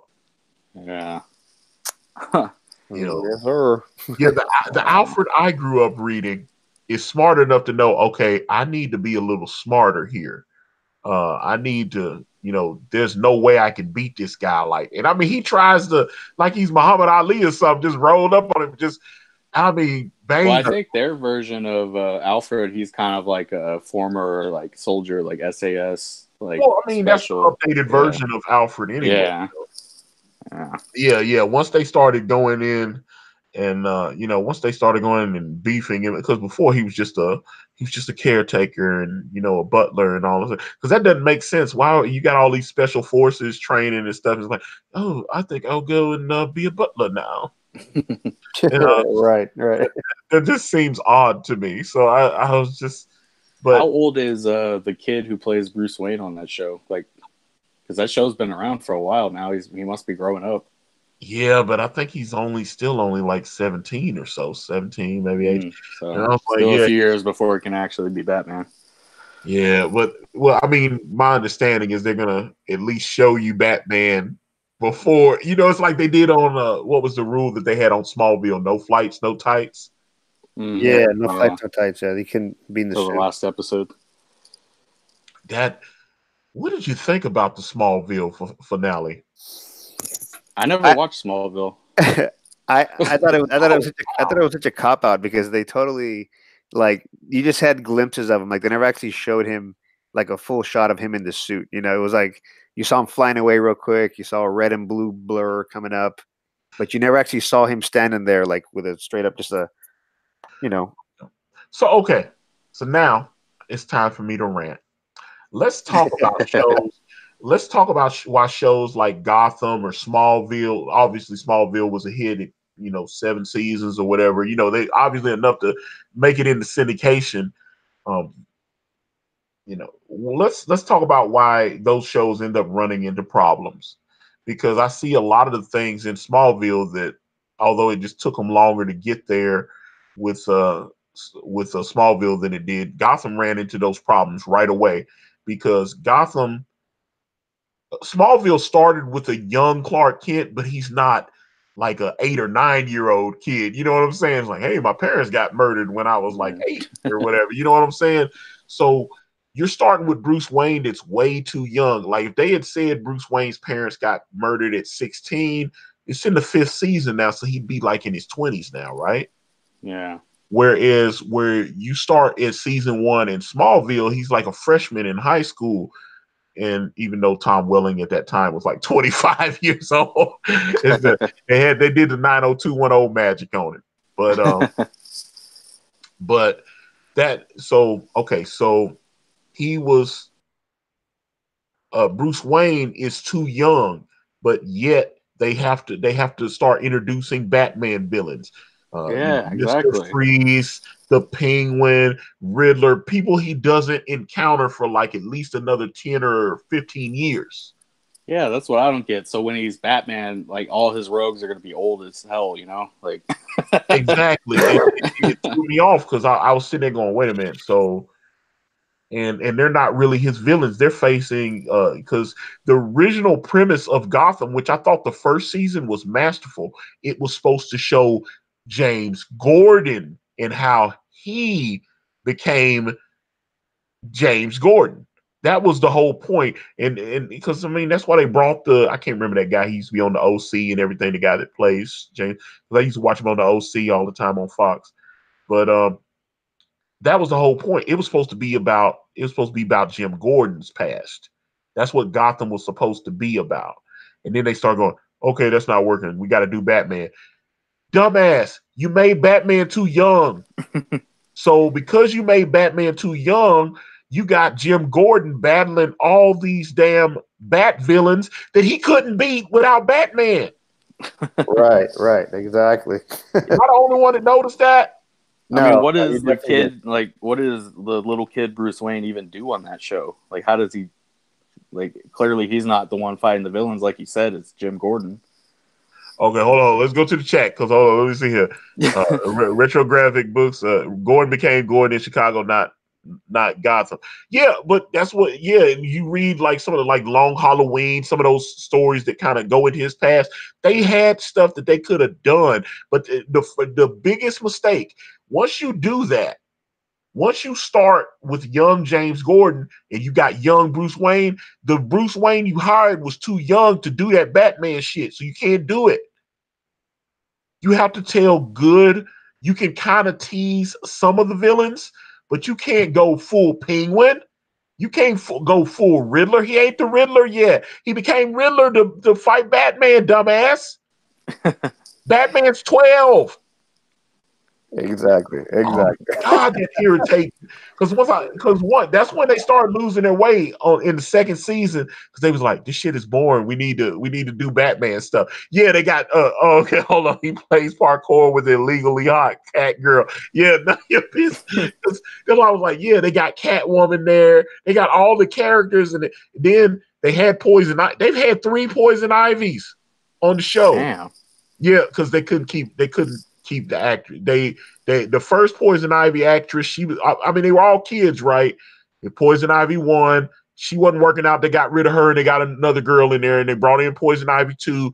And then they go, she's still too young to do the stuff that we want to do. Because when you do Poison Ivy, she is all about love and sex. So you can't just go, oh, she's too young. We can't have a sexual girl that's like 12. So they had to do the thing, and they had to have her have an accident and age her up. All of a sudden, she a grown ass smoking hot woman, and I'm like, what the fuck? Where did that come from? And then they did that's weird. No, dude. Then they did the Solomon Grundy fuck up. Who else remembers the Solomon Grundy fuck up? That was just terrible. The Solomon Grundy fuck up on Gotham. I'm like, Solomon Grundy's cool. They spend like $4.75 at like Ace Hardware and paint this dude with some Vaseline and flour. and I was like, you might as well just put a fucking Frankenstein boat on his neck. It was so dumb.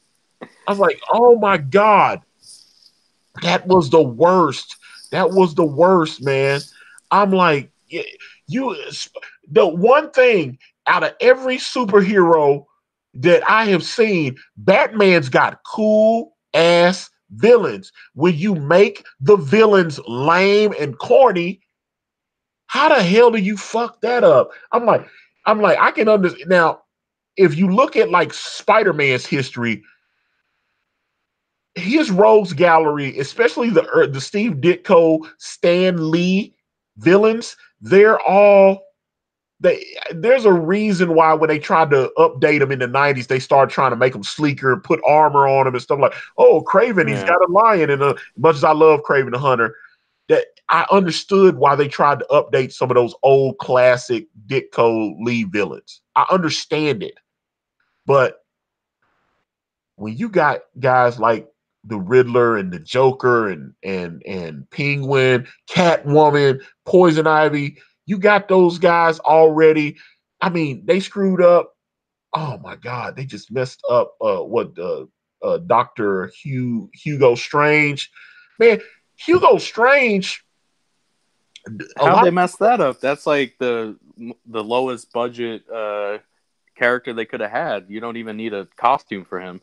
And they cast a great, and I saw some people got mad because they cast the Asian guy to play him and stuff. And I was like, I used to watch that guy on Oz, though. He's a great actor. the guy that plays Hugo Strange on Gotham.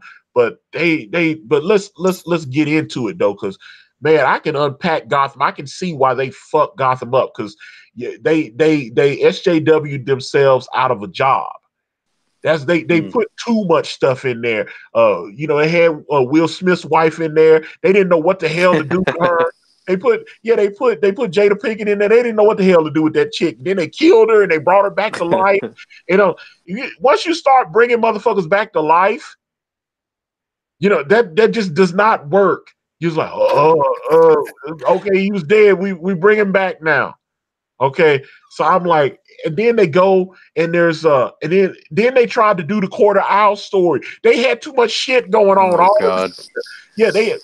Tell them Black Cap, Fish Mooney, but there was but Black Cap, he was on Oz. Yeah, the dude that played, he was on Law and Order, but before he was on Law and Order, he was the priest on Oz. That's where I knew him from. Oh yeah. Wait, wasn't he in Jurassic Park too? Yes. Or is that a different guy? He was in Jurassic Park briefly, and then Jurassic World, and he came back. As the same character. Yeah, that was cool. Okay, okay. I was just retro graphics. You right on the same page, because I was about to get in it. Okay, so now the Penguin and the Riddler are gay, and the Penguin wants to fuck the Riddler. Okay, and then I guess I shouldn't be surprised, but no. Okay, so they do this weird fucked up storyline where the Penguin wants to fuck the Riddler. He's in love with him. He's so in love with him that the Riddler, who they had already showed was a fucking psychopath and had killed some girl because she didn't want to fuck with him. He killed this woman he was in love with, and he killed her. And then he found a woman that looked exactly like the woman he killed. Okay, this happened. Anybody that watched Gotham knows I'm telling the truth. They killed the chick, and I guess they was like, oh, Sally was a good actress. Let's bring that bitch back. So they brought her back as another character, and then the Riddler fell in love with her. And then, so because the Penguin wants to fuck him up the ass, they go, hey. They say, okay, this is what the deal is. You're in a relationship. And then you got the actor that's playing the Penguin on social media and shit, because the fans are going, what the fuck, dude? They're not gay. It's not, there's nothing wrong with being gay. Why are you trying to make, now the actor that plays the Penguin is a gay man. I understand that. But the character was not gay. The Penguin is a notorious womanizer in the comic books. Yeah. And they go, hey, the Riddler's my best friend. I want to fuck him. Okay, gotcha. Bam. So that's what so they start doing that shit, and he's on social media telling people, hey, if you guys have a problem with the Riddler Penguin relationship, you're homophobic. And I go, damn, okay. I've been reading comics for 35 fucking years. The Penguin is one of my favorite villains. And I know there's a lot of Batman fans that think the Penguin is corny and all that. And so I was like, okay, so now the Penguin's gay. That was stupid. And I wonder how Danny DeVito feels about this. God, man, I'm telling you, I can go on and on and on about all the mistakes. And and they almost didn't even bring Gotham back for this last season. They say, okay, let's pick them up. So they didn't even pick them up for 22 episodes. They just like, okay, we're gonna give you like 13 episodes and tell the story and get the fuck out. Oh, so this is the last season? Oh yeah. This shit is the ratings have steadily declined over the last 3 seasons. No, first season they was on fleek. Second season, they started doing that weirdo shit. They started, I'm in love with this guy. They started doing all that weirdo shit. And I was like, it started taking me out of it. And I was like, dude, I cannot deal with that. Let me see. And again, Canuyak, let's see. These people don't deserve to be anywhere near these characters. Let them try to create something new on their own. Oh, okay. Yeah, none of your business. Let's talk about Supergirl again, because I told you, not as bad as they got on Supergirl. They got a character that was one of the fan favorites in the Legion of Superheroes. Now, there's a lot of Legion fans, especially like the way that it was written in like the 80s and stuff. Okay.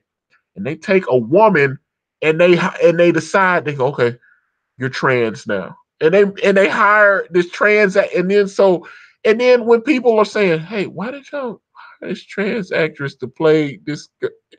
You're a bigot. Okay. Never mind then. It's like, so I was just like, I'd rather not even oh Man, the DC TV shows, they're like the epitome of get woke, go broke. I didn't realize how bad it was.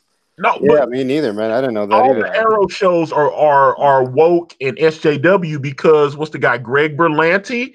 I mean, he's an openly gay man, so he takes care. He is notorious for taking characters that are straight, like Mr. Terrific, and now Mr. Terrific is a gay black man with a white husband. Gotcha. Mm. I'm Oh like, man. this is And what it, well, they do. And then that version of Batwoman, like that Greg Rucka, I'm assuming that's the one that's in the show. I mean, Yeah. she was a lesbian. Do they even bother with that? Like, I'm sure they'll get into it. I'm sure they'll get into it when they actually do her show, when they actually launch her pilot. But I'm serious, man. They start doing this bullshit with all this weirdo social stuff, and I'm like, okay, man, y'all are being weird. You know, they did it on Super. Okay, her sister's afraid to come out.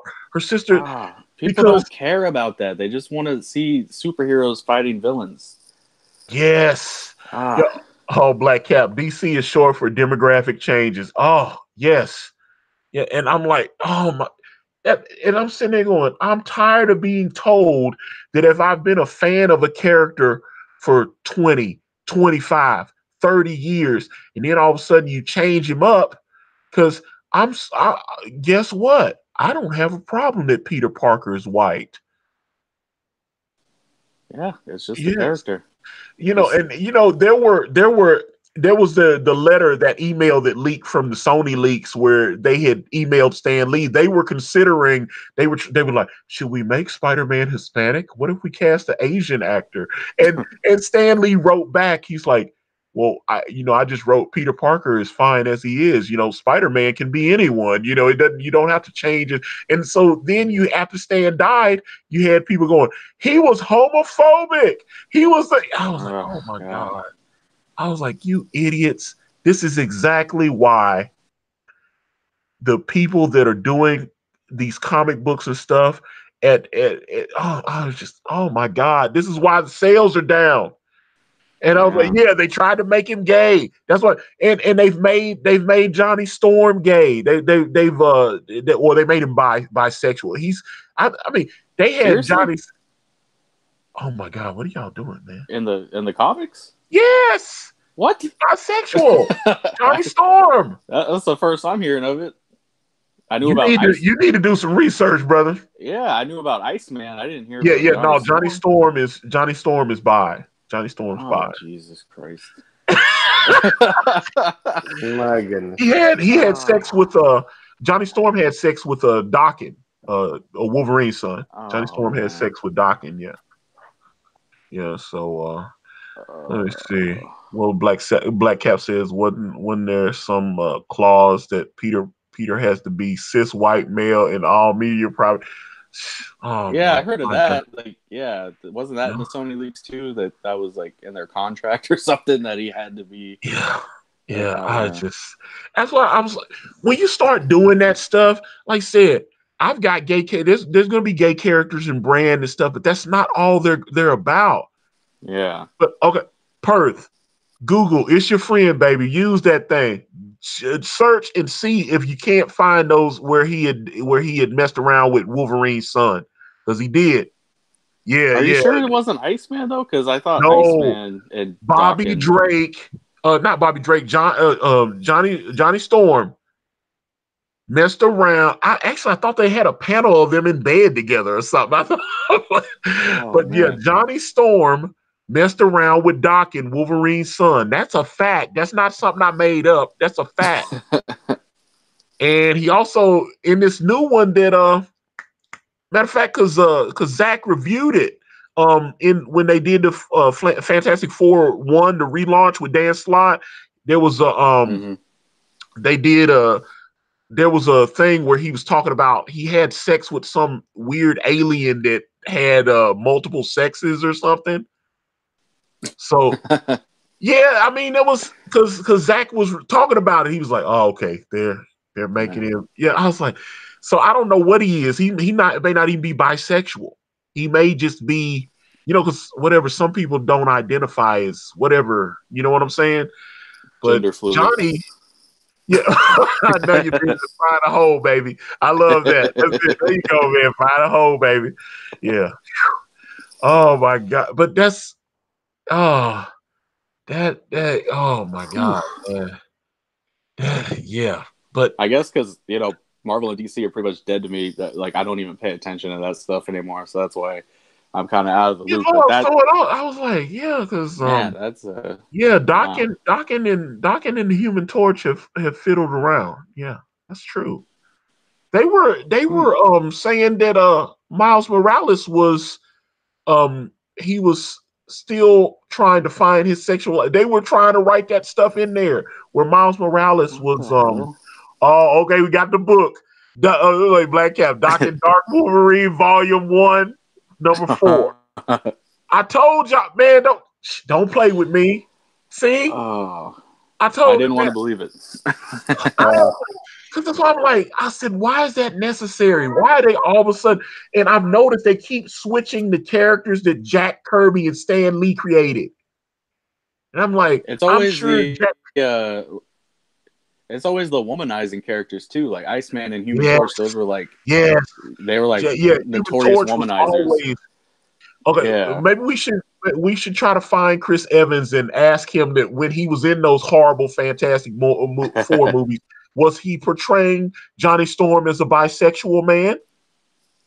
Yeah, They were. he'll probably say yes though, because he's Yeah. Oh, yeah. He's a huge SJW. yeah. That's a big fact. That's a big fact. He's a huge SJW. But Wow. inserting all these personal politics, agenda, gender politics, all this weird stuff into these properties, and then all of a sudden, when you look at the Nielsen ratings, and the people are walking away or they're not buying the comics. Oh, Toxic fandom.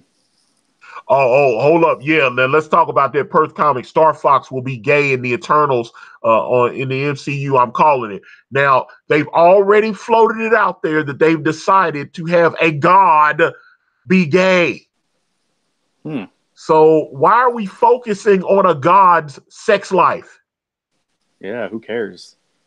But they had to make an announcement that they're going to put a gay character in Eternals. So they've made sure they put that out there. And I'm sitting there going, oh God, okay, man. You guys are killing me. I mean, I'll give it a chance. And I was like, oh, what? Well, Star Fox, I know he's Thanos' brother or whatever. So I was like, I was just because he's a Titan or whatever. Like Star Fox is the woman. I suspect. Well, someone in the movie is going to have to express their sexuality with everyone else. So that is what it is. But let me see. Black Cap says they're destroying all of Kirby's characters. They're about to turn one of his Eternals gay. That's why I was saying in the Eternals, they've already put out there that they're making it a point. They want it to. I was just, oh man, it's very frustrating when you love the material that they just don't respect the material. But when I had Steve Englehart on and I asked him, because someone in the chat had asked about them making Bobby Drake a game, and I know Steve had written Bobby Drake a little bit in the Defenders, and wanted to ask the question. Obviously, like I said, someone asked it, and he said that it shouldn't have been a huge. They never really identified straight or gay what Bobby Drake was. It's like, oh, he was just, we just we didn't really play with it. And there was people in the chat going, that's bullshit. And I let him, I challenged, I challenged that day because there were people that had been reading, we got a lot of hardcore comic book readers in the community. I mean, this is Comics Gate. I mean, the X-Men comics I read in the 90s, Iceman was trying to get with Rogue like all the time. Yeah, exactly. And I'm like, get the fuck out of here with that, man. And but Steve, like I said, Steve wasn't offended by the question. He was just, he was he's like, just playing it, being below political. Yeah, he was just, yeah. He's definitely liberal, but but he's just playing it back. safe. He didn't want to make anybody mad, probably. But yeah, because he said, well, we didn't really establish the character one way or the other. And then people were like, what about this? No, he was straight. He was a woman. And when I said it, he said, oh, well, okay. He said, to be fair, I haven't really been keeping up with the material. They've been, and he said, well, if they've been playing him that way, and then all of a sudden he's gay, he said, I can understand that could be a little confusing. Oh, man. And I was just like, oh, man. I feel bad for those older creators who have to, pretend that this stuff isn't crazy. Because, they don't want to get blackballed from the industry. But, he knows what's going on. He knows it's stupid, but he can't come out and say it. Yeah, you can't say anything. It's just like the way they did, the way they made sure Neil Adams shut the fuck up, didn't they? Oh, man, they got to him fast. Yeah, they put the kibosh on Neil Adams. They made sure like shut your bitch ass up and straighten him out. Yeah, that's so sad. Man. Yeah, they had to have a little talking to with him, and they had to take him to the re-education camp. I think when he said a few hundred phone calls later, I think he was talking about all them jumping on him. Yeah. Oh man, that's so sad. He's like those are all the like calls he was receiving. Yeah, he's like known for being like opinionated throughout his career, and even he can't say what he wants anymore. So let me see here, Black Cap. I'm a huge Kirby file. I have the entire Eternals run, every volume that came out. There was never a hint of a gay. Of course, there wasn't. Right. Why would he put that shit in the book? That was like, Perth Comics. Neil Adams dares speak out for normalcy. Yeah. I was like, no, well, Black Cap, Neil Adams to me is a legend, man. I'm trying to, I was very proud of him when he actually tweeted that out, and because the stuff that they did to Siegel and Schuster and him helping them get some kind of money out of DC after they screwed them for like 40 years or whatever. I was like, come on, man. I think I can't be too mad at Neil Adams. It's sad that he had to pull that back, but I have nothing but respect for him, and we know how he really thinks. They can force him to shut up, and they could make him give out these public statements, but he knows what's really going on. Right. And another thing, when Steve Englehart was on this channel, he said that that Neil Adams was the one that gave him his first job in the business. Mm-hmm. So Neil, he worked for Neil Adams doing like, I guess, art finishes or whatever.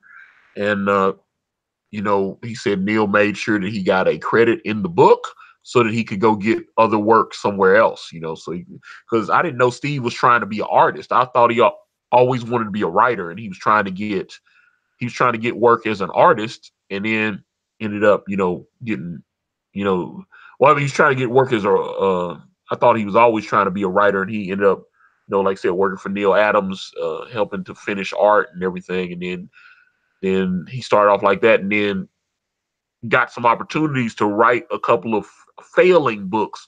I think it was Astonishing Adventures or something like it, which was they had turned into a book for the Beast, where they had just turned the Beast into from a gray Beast into Blue Beast. So Yeah, they did all this kind of thing. So I see Black Cap. He is a legend. That was when he had some sense. I love the dude, but he's up there in age. Agree, and he a few watts short of a light bulb these days. That is good. That is whew. But I really I retweeted it when it came because I followed it on Twitter, and when I saw that I was like, oh my god, he's Yeah. speaking out, and I retweeted it, and I was so happy when he said, and then all of a sudden it was like, well, I've a couple hundred calls. There's no one getting discriminated against. And I was like, oh damn. And you saw people like Ben Henderson trying to tell him, he was like, because yeah, he got pulled. You know, they pulled his table or whatever. He was going to a con and they pulled his pass. And you know, he's actually doing legal action and stuff. You know, I'm like Because these of that? people. Yeah, yeah. Or Well, I guess with based on his association with Confiscate, where they pulled his oh, Ben Henderson out there talking yeah, about Neil Adams. yeah, Ben Henderson. Yeah, they put Yeah. what was that Tampa Con? I know he said Oh he's man, yeah, they he's suing. yeah, Ben doesn't mess around. He'll sue you. Like And he as he should. yeah, I As love he Right. him should. for it. Like Exactly.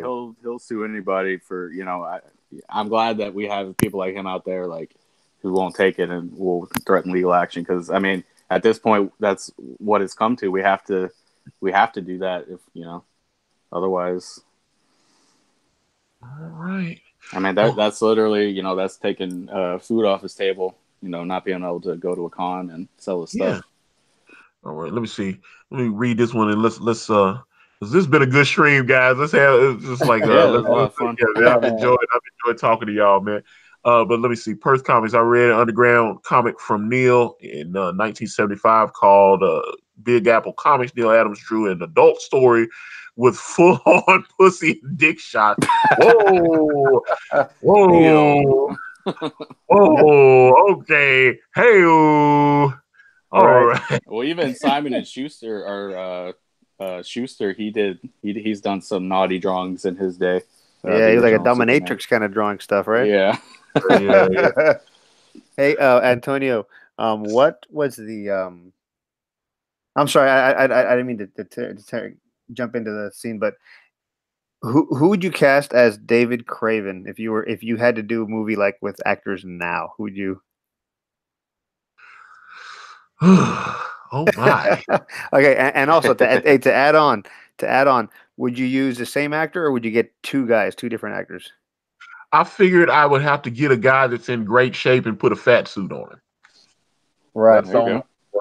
that because that would look weird trying to switch and do CGI and stuff. So I Yeah. think just putting even though Fat David is at least a foot and so shorter than Prime David. I would have to, I'd have to get like a Michael Jai White type person, someone that, because when we get into Prime David, which Kanan, I think within the next few days, because the page after the page he's working on, we're getting into David transforming into Prime David for the first time. So Nice. that's Nice. yeah. Oh man, I saw the layout. I know how the scene looks, but whoa, I'm just so excited to see a fully rendered.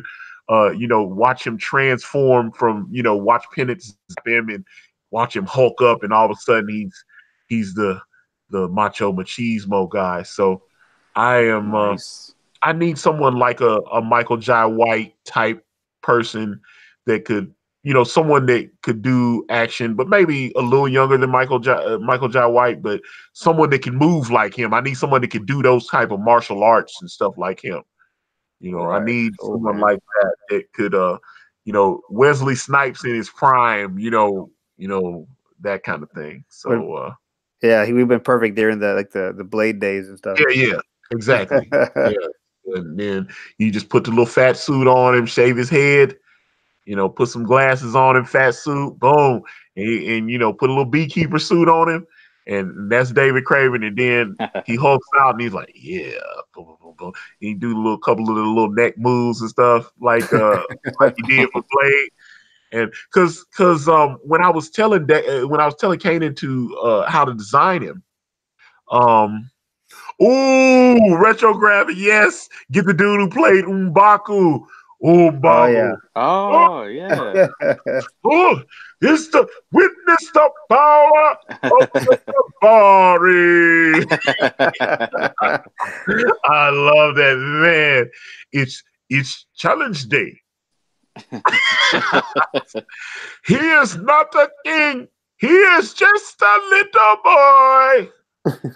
I love, man, M'Baku, man. I was like, yes, that dude. Yeah, he's in Us. He's in Us. The Jordan. What the hell? Come on. Jordan Peele. Yeah, Jordan Peele's movie. Yeah, he's in Us. Yeah. Yeah, man, M'Baku. Yes, he's a huge, and that dude's got the size. And I was Yeah, I was like, trying to think of like a bulky like guy who could be action like an action star. Like I know what's his name, Killmonger. He I know he's like in great shape, but he's just a little too small. yeah. Well, it's funny when you hear about some of the behind the scenes stuff that happened with Black Panther, because what's the guy that shit? He's from South Carolina. The guy that played Black Panther. Chadwick. Chadwick Boseman. That's him. Yeah, Yeah. that's him. Chadwick Boseman. Okay, he's short as fuck. So he's fighting. He's fighting the guy that plays M'Baku, and they had in that water. They had Chadwick standing on some shit. And, Yeah, like Wow. yeah, so they would Man. it would level them out. Yeah, they So, really pulled that off. I didn't realize he was short. Yeah, Wow. that dude's short as fuck, man. Yeah, he's short dude, man. But yeah, the dude that plays M'Baku's big, so they had him like standing. They had like a little hole in the water, and so that way they could be kind of like eye level and stuff. Yeah, they did that, man. Yeah, and they also use Apple crates for like the shorter actors. Yeah, They use Apple crates, and because it's funny, but I used to be in the entertainment business. I used to do acting and stuff. I did background, and then I did I got a commercial. I landed a couple of national commercials, so I got some stuff. But it's funny when you're on set and you see some of these guys and they look all big. Like, it was funny. Dexter, he looks huge, but he's really like 5'6". Wow. Because I was standing right next to him in the scene, and I couldn't believe how short he was. I was like, dude, this guy looks pretty big. Did you Dexter?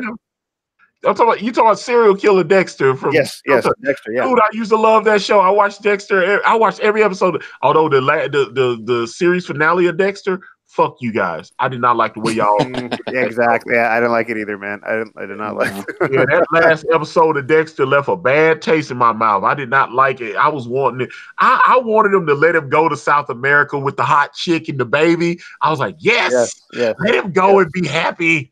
And I was. And then they just killed everybody, and it became a lumberjack.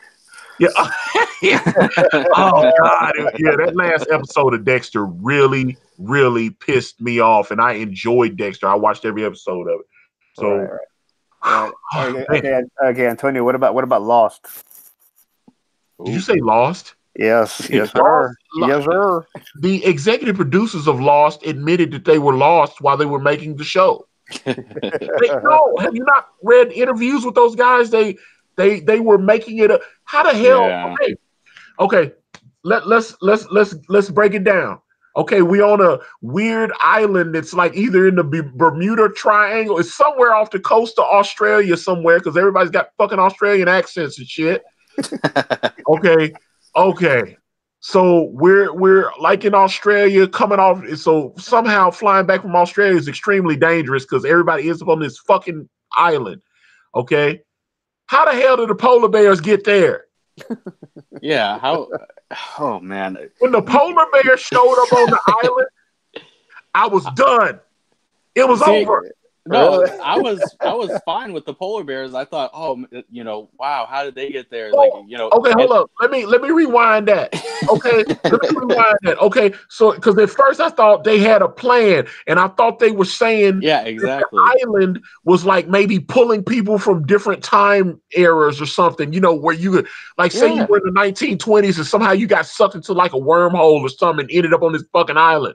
I thought that was they were doing it, and I was like, so what if what if this wormhole appeared like in the North Pole somewhere and sucked in a polar bear? Okay. Then they were like, oh, there was a zoo on this island.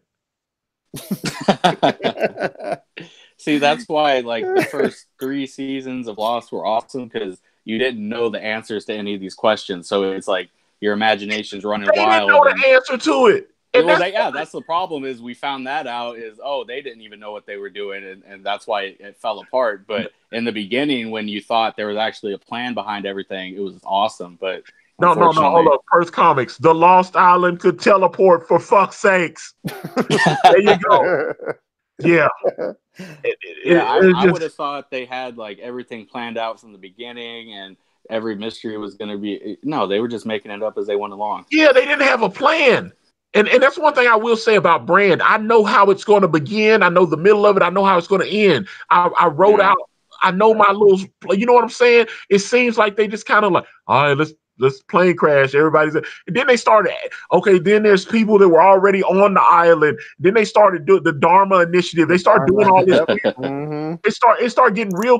And then they started making it where certain people could leave the island and come back whenever they wanted. They was like, all right, fuck it, I gotta go. Man. Hey, I need to go to Brooklyn. Let me leave the island right quick. I'll be back in 3 days. And I'm like, Jesus fucking Christ! You either stuck on the island or you can't, or the guy's immortal, or this is, oh my God, it was so confusing. And then they had the guy Jack or whatever. Now I will say this: they had, they knew they fucked up, so then they say, okay, let's come up with a great storyline. So then they got everybody off the island. They created a storyline where they got everybody off the island, and then they left us at the season finale, and Jack was like, he's looking all disheveled, and his whole life fell to shit when he came back home. And he's looking at him. We gotta go back. Right. Go back to the island. And our ratings are going down. We have to go back. Yeah, and I was just like, and he used to, and then like that Lost finale where they can't. Are they in purgatory? Everybody's like, they're in purgatory or something. Right, I still don't know. Yeah, you kind of never really explained it. Yeah, it was and not to mention Jack. Okay, the dude, the one guy, Ben or whatever the fuck, the island protector guy. He passed his powers on to Jack, and then Jack was just there to like eat Twinkies and pass his powers on to the fat dude. He was like, and apparently all you need to do is like scoop some water into this magic cup and let the guy drink it and say some words, and he's the guy. Man. Watch the scene. He takes the cup, he puts the stuff in the cup, and he drinks. He says, "Now you're like me." I was like, "The fuck is that? All you gotta do?" It wasn't it the big fat guy and the creepy guy, like they were the last. Well, the creepy guy offered to be his assistant because remember that guy killed his own parents. That guy betrayed his own parents. It was man, they had so much weird, fucked up debauchery on that island. I was like, okay, so I'm a little kid and my parents bring me to this fucked up island to live here and experiment on polar bears and all kind of fucked shit. Okay, so we're on this island. Oh, God damn it. And then you find out that there's some immortal. This one dude is like several centuries years old. He's like fucking Ponce de Leon era and shipwrecked on this island. And the Ben guy or whatever the fuck gave him the long life powers. And he was like, hey, you got to keep watching this crazy kid. He's special. And he's like, Ben, I've been watching this guy for centuries. I trust you, but he seems ordinary. There's nothing special about the guy, Terry or whatever the fuck, the one that was in the wheelchair that when he got on the island, all of a sudden he could walk. Like he's Jesus, all God Almighty. And I'm like, okay. So I'm like, no, dude, they did so much fucked up stuff because they didn't have the characters fleshed out. They didn't know. They were like, oh, we need to tell his backstory now. So then they just made up something else. And then what was the guy, Sawyer, his fucking family, his mom got conned and she was fucking some dude behind the parents' back. And then turned out the guy that ripped them off and destroyed the guy's family is the dude, Terry's dad or whatever. Yep. And then somehow they bring Terry's dad on the island.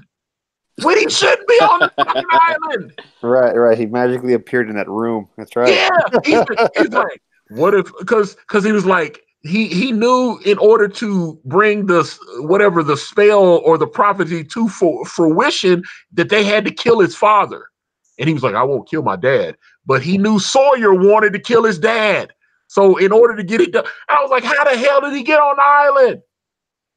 Mm-hmm. And the biggest mystery of all, where the hell is Walt? Oh, God. Whatever happened to Walt? Oh yeah, well they explained that because they didn't know what to do with him because he was having a horrible growth spurt. So they was like, God damn it, this fucking kid keeps growing and we can't do anything with him. Whoa. Get his black ass out of here. Whoa. They got rid of him. They didn't know what to do with him. That's the problem with these kids on these shows, like the kid from Walking Dead. Like they just grow so fast. That's exactly what it was. They were oh shit, he's having a growth spurt. Get him some Newports or something. Get this motherfucker to stop growing. Right, and then it also happened with the kid from Game of Thrones. Yeah, Joffrey. Jesus, that's an awkward growth spurt that motherfucker had because it's weird. Now hold up. Watch the first season. Yeah, the other kid. Watch the first season of Game of Thrones where he's literally like 8 years old. 8 years old. Now he's like 25. All of a sudden, this motherfucker's balls dropping. He's shaving and shit. And he's like, I'm the one-eyed raven. All of a sudden, his voice changed and shit. I was like, what the fuck? And bro, but it's like, this is only supposed to be like that's yeah, it's supposed to be a couple of months or something like that. That was all weird. 6 seasons. Like takes place in a year or something.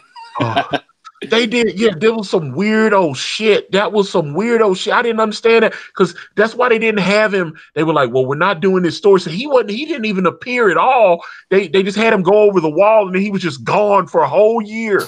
Yeah. Yeah, I remember that. Yeah.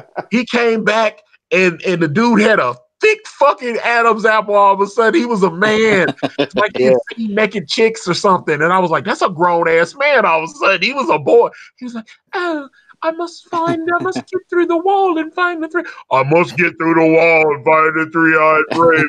I was like, what? What the hell? This is crazy. Oh, yeah. He came back. He grew like 2 feet basically. Yeah, I mean, and you watch those early episodes when he was so young, like when he was climbing up the walls and watching the brother and sister fuck each other and shit. He's like, oh wow, and then all of a sudden he's got deep ass voice. I'm the three-eyed raven, little boy. I'm like, what the fuck? Hulk smash, dude! Hulk smash. And I was just like, oh God, this should be a podcast right here. I could do this. I love your rant. Yeah, man. You gotta have a show where you just rant about old school TV shows, man. Old school TV shows, and don't even get me started on cartoons, man. Oh, that's my thing. No, cartoons have to have same-sex couples and shit now. That's how you. You're just like everything else. Yeah. That's how you get your Netflix series greenlit. You gotta have them all. Yeah. All right. This is I feel like I did an episode of Sexy Party. You gotta have a show called Angry Antonio where you just rant on these shows that piss you off. There you go, man. I could create. Hey, don't get me started, dude. I'll create a show on a spurt, man. I'll make this motherfucker and I'll syndicate that bitch. Yeah. So this will be it, man. But all right, guys. Let's wrap it up because they're doing the auctions now. I know Mike's doing his auction, and I know Kanan's on there and doing all this kind of shit. Cool. But I definitely would like to thank for a very, very fun conversation, Gil Rivera and Michael Derrick. Their Indiegogos are both in the description, guys. Please check out the Abductables. Please check out NiteStalker. Help these guys get funded. If I think both of these projects should be at least given some consideration. Please check them out. Guys, Gil, let's start with Gil. Give you social medias. Let people know how they can get in touch with you. Cool. First off, thank you, Antonio, for having us on. It was a lot of fun, man, and just appreciate the chance. You can find me on Twitter at Gil Rivera LA. And then you can find me on Instagram at gilrivera.la. And thanks for having me, man. It was hella fun. All right. Well, Michael, close it out, baby. Let's do it. Yeah, what he said, thank you so much for having us on. You can follow me on Twitter at Cauldron Comics. And you could read my blog, cauldroncomics.blogspot.com. I have my webcomic on there, as well as a free horror comic that I wrote called I Played with Fire. So if you want to kind of get an idea of what my writing style is all about before you back the Abductables, you can go check that out. And yeah, but the main place to talk to me is on Twitter. So, all right. Well, guys, I am exhausted. I have drainned every ounce. Blood pressure is risen. I've sacrificed my voice and my fucking. It was like, I sound like Bane. Oh, your body. I was like, but your punishment must be more severe. Yeah. No, it's like, speak of the devil, and he shall appear. Which, why the fuck doesn't the Gotham Bane sound like that? They gave him some kind of robot voice. It was so fucking. Watch the Bane trailer that's on YouTube. It is so fucked up. But I'm gonna watch that right after. You gotta watch it. It is so fucked up. I was like, okay, definitely not watching Gotham now. All right, but. With that being said, I'm going to wrap this video up. And if you want to reach out to me, I'm on Facebook, Instagram, Twitter, and right here on this YouTube channel. Everywhere is at Akari Press. And if you type in AkariPress.com, it will take you directly to my Indiegogo campaign for my comic book series brand with the phenomenal Kanan White. We're on Teespring. We're on Amazon.com. The links to those are in the description. Thank you guys so much for watching. I'm out.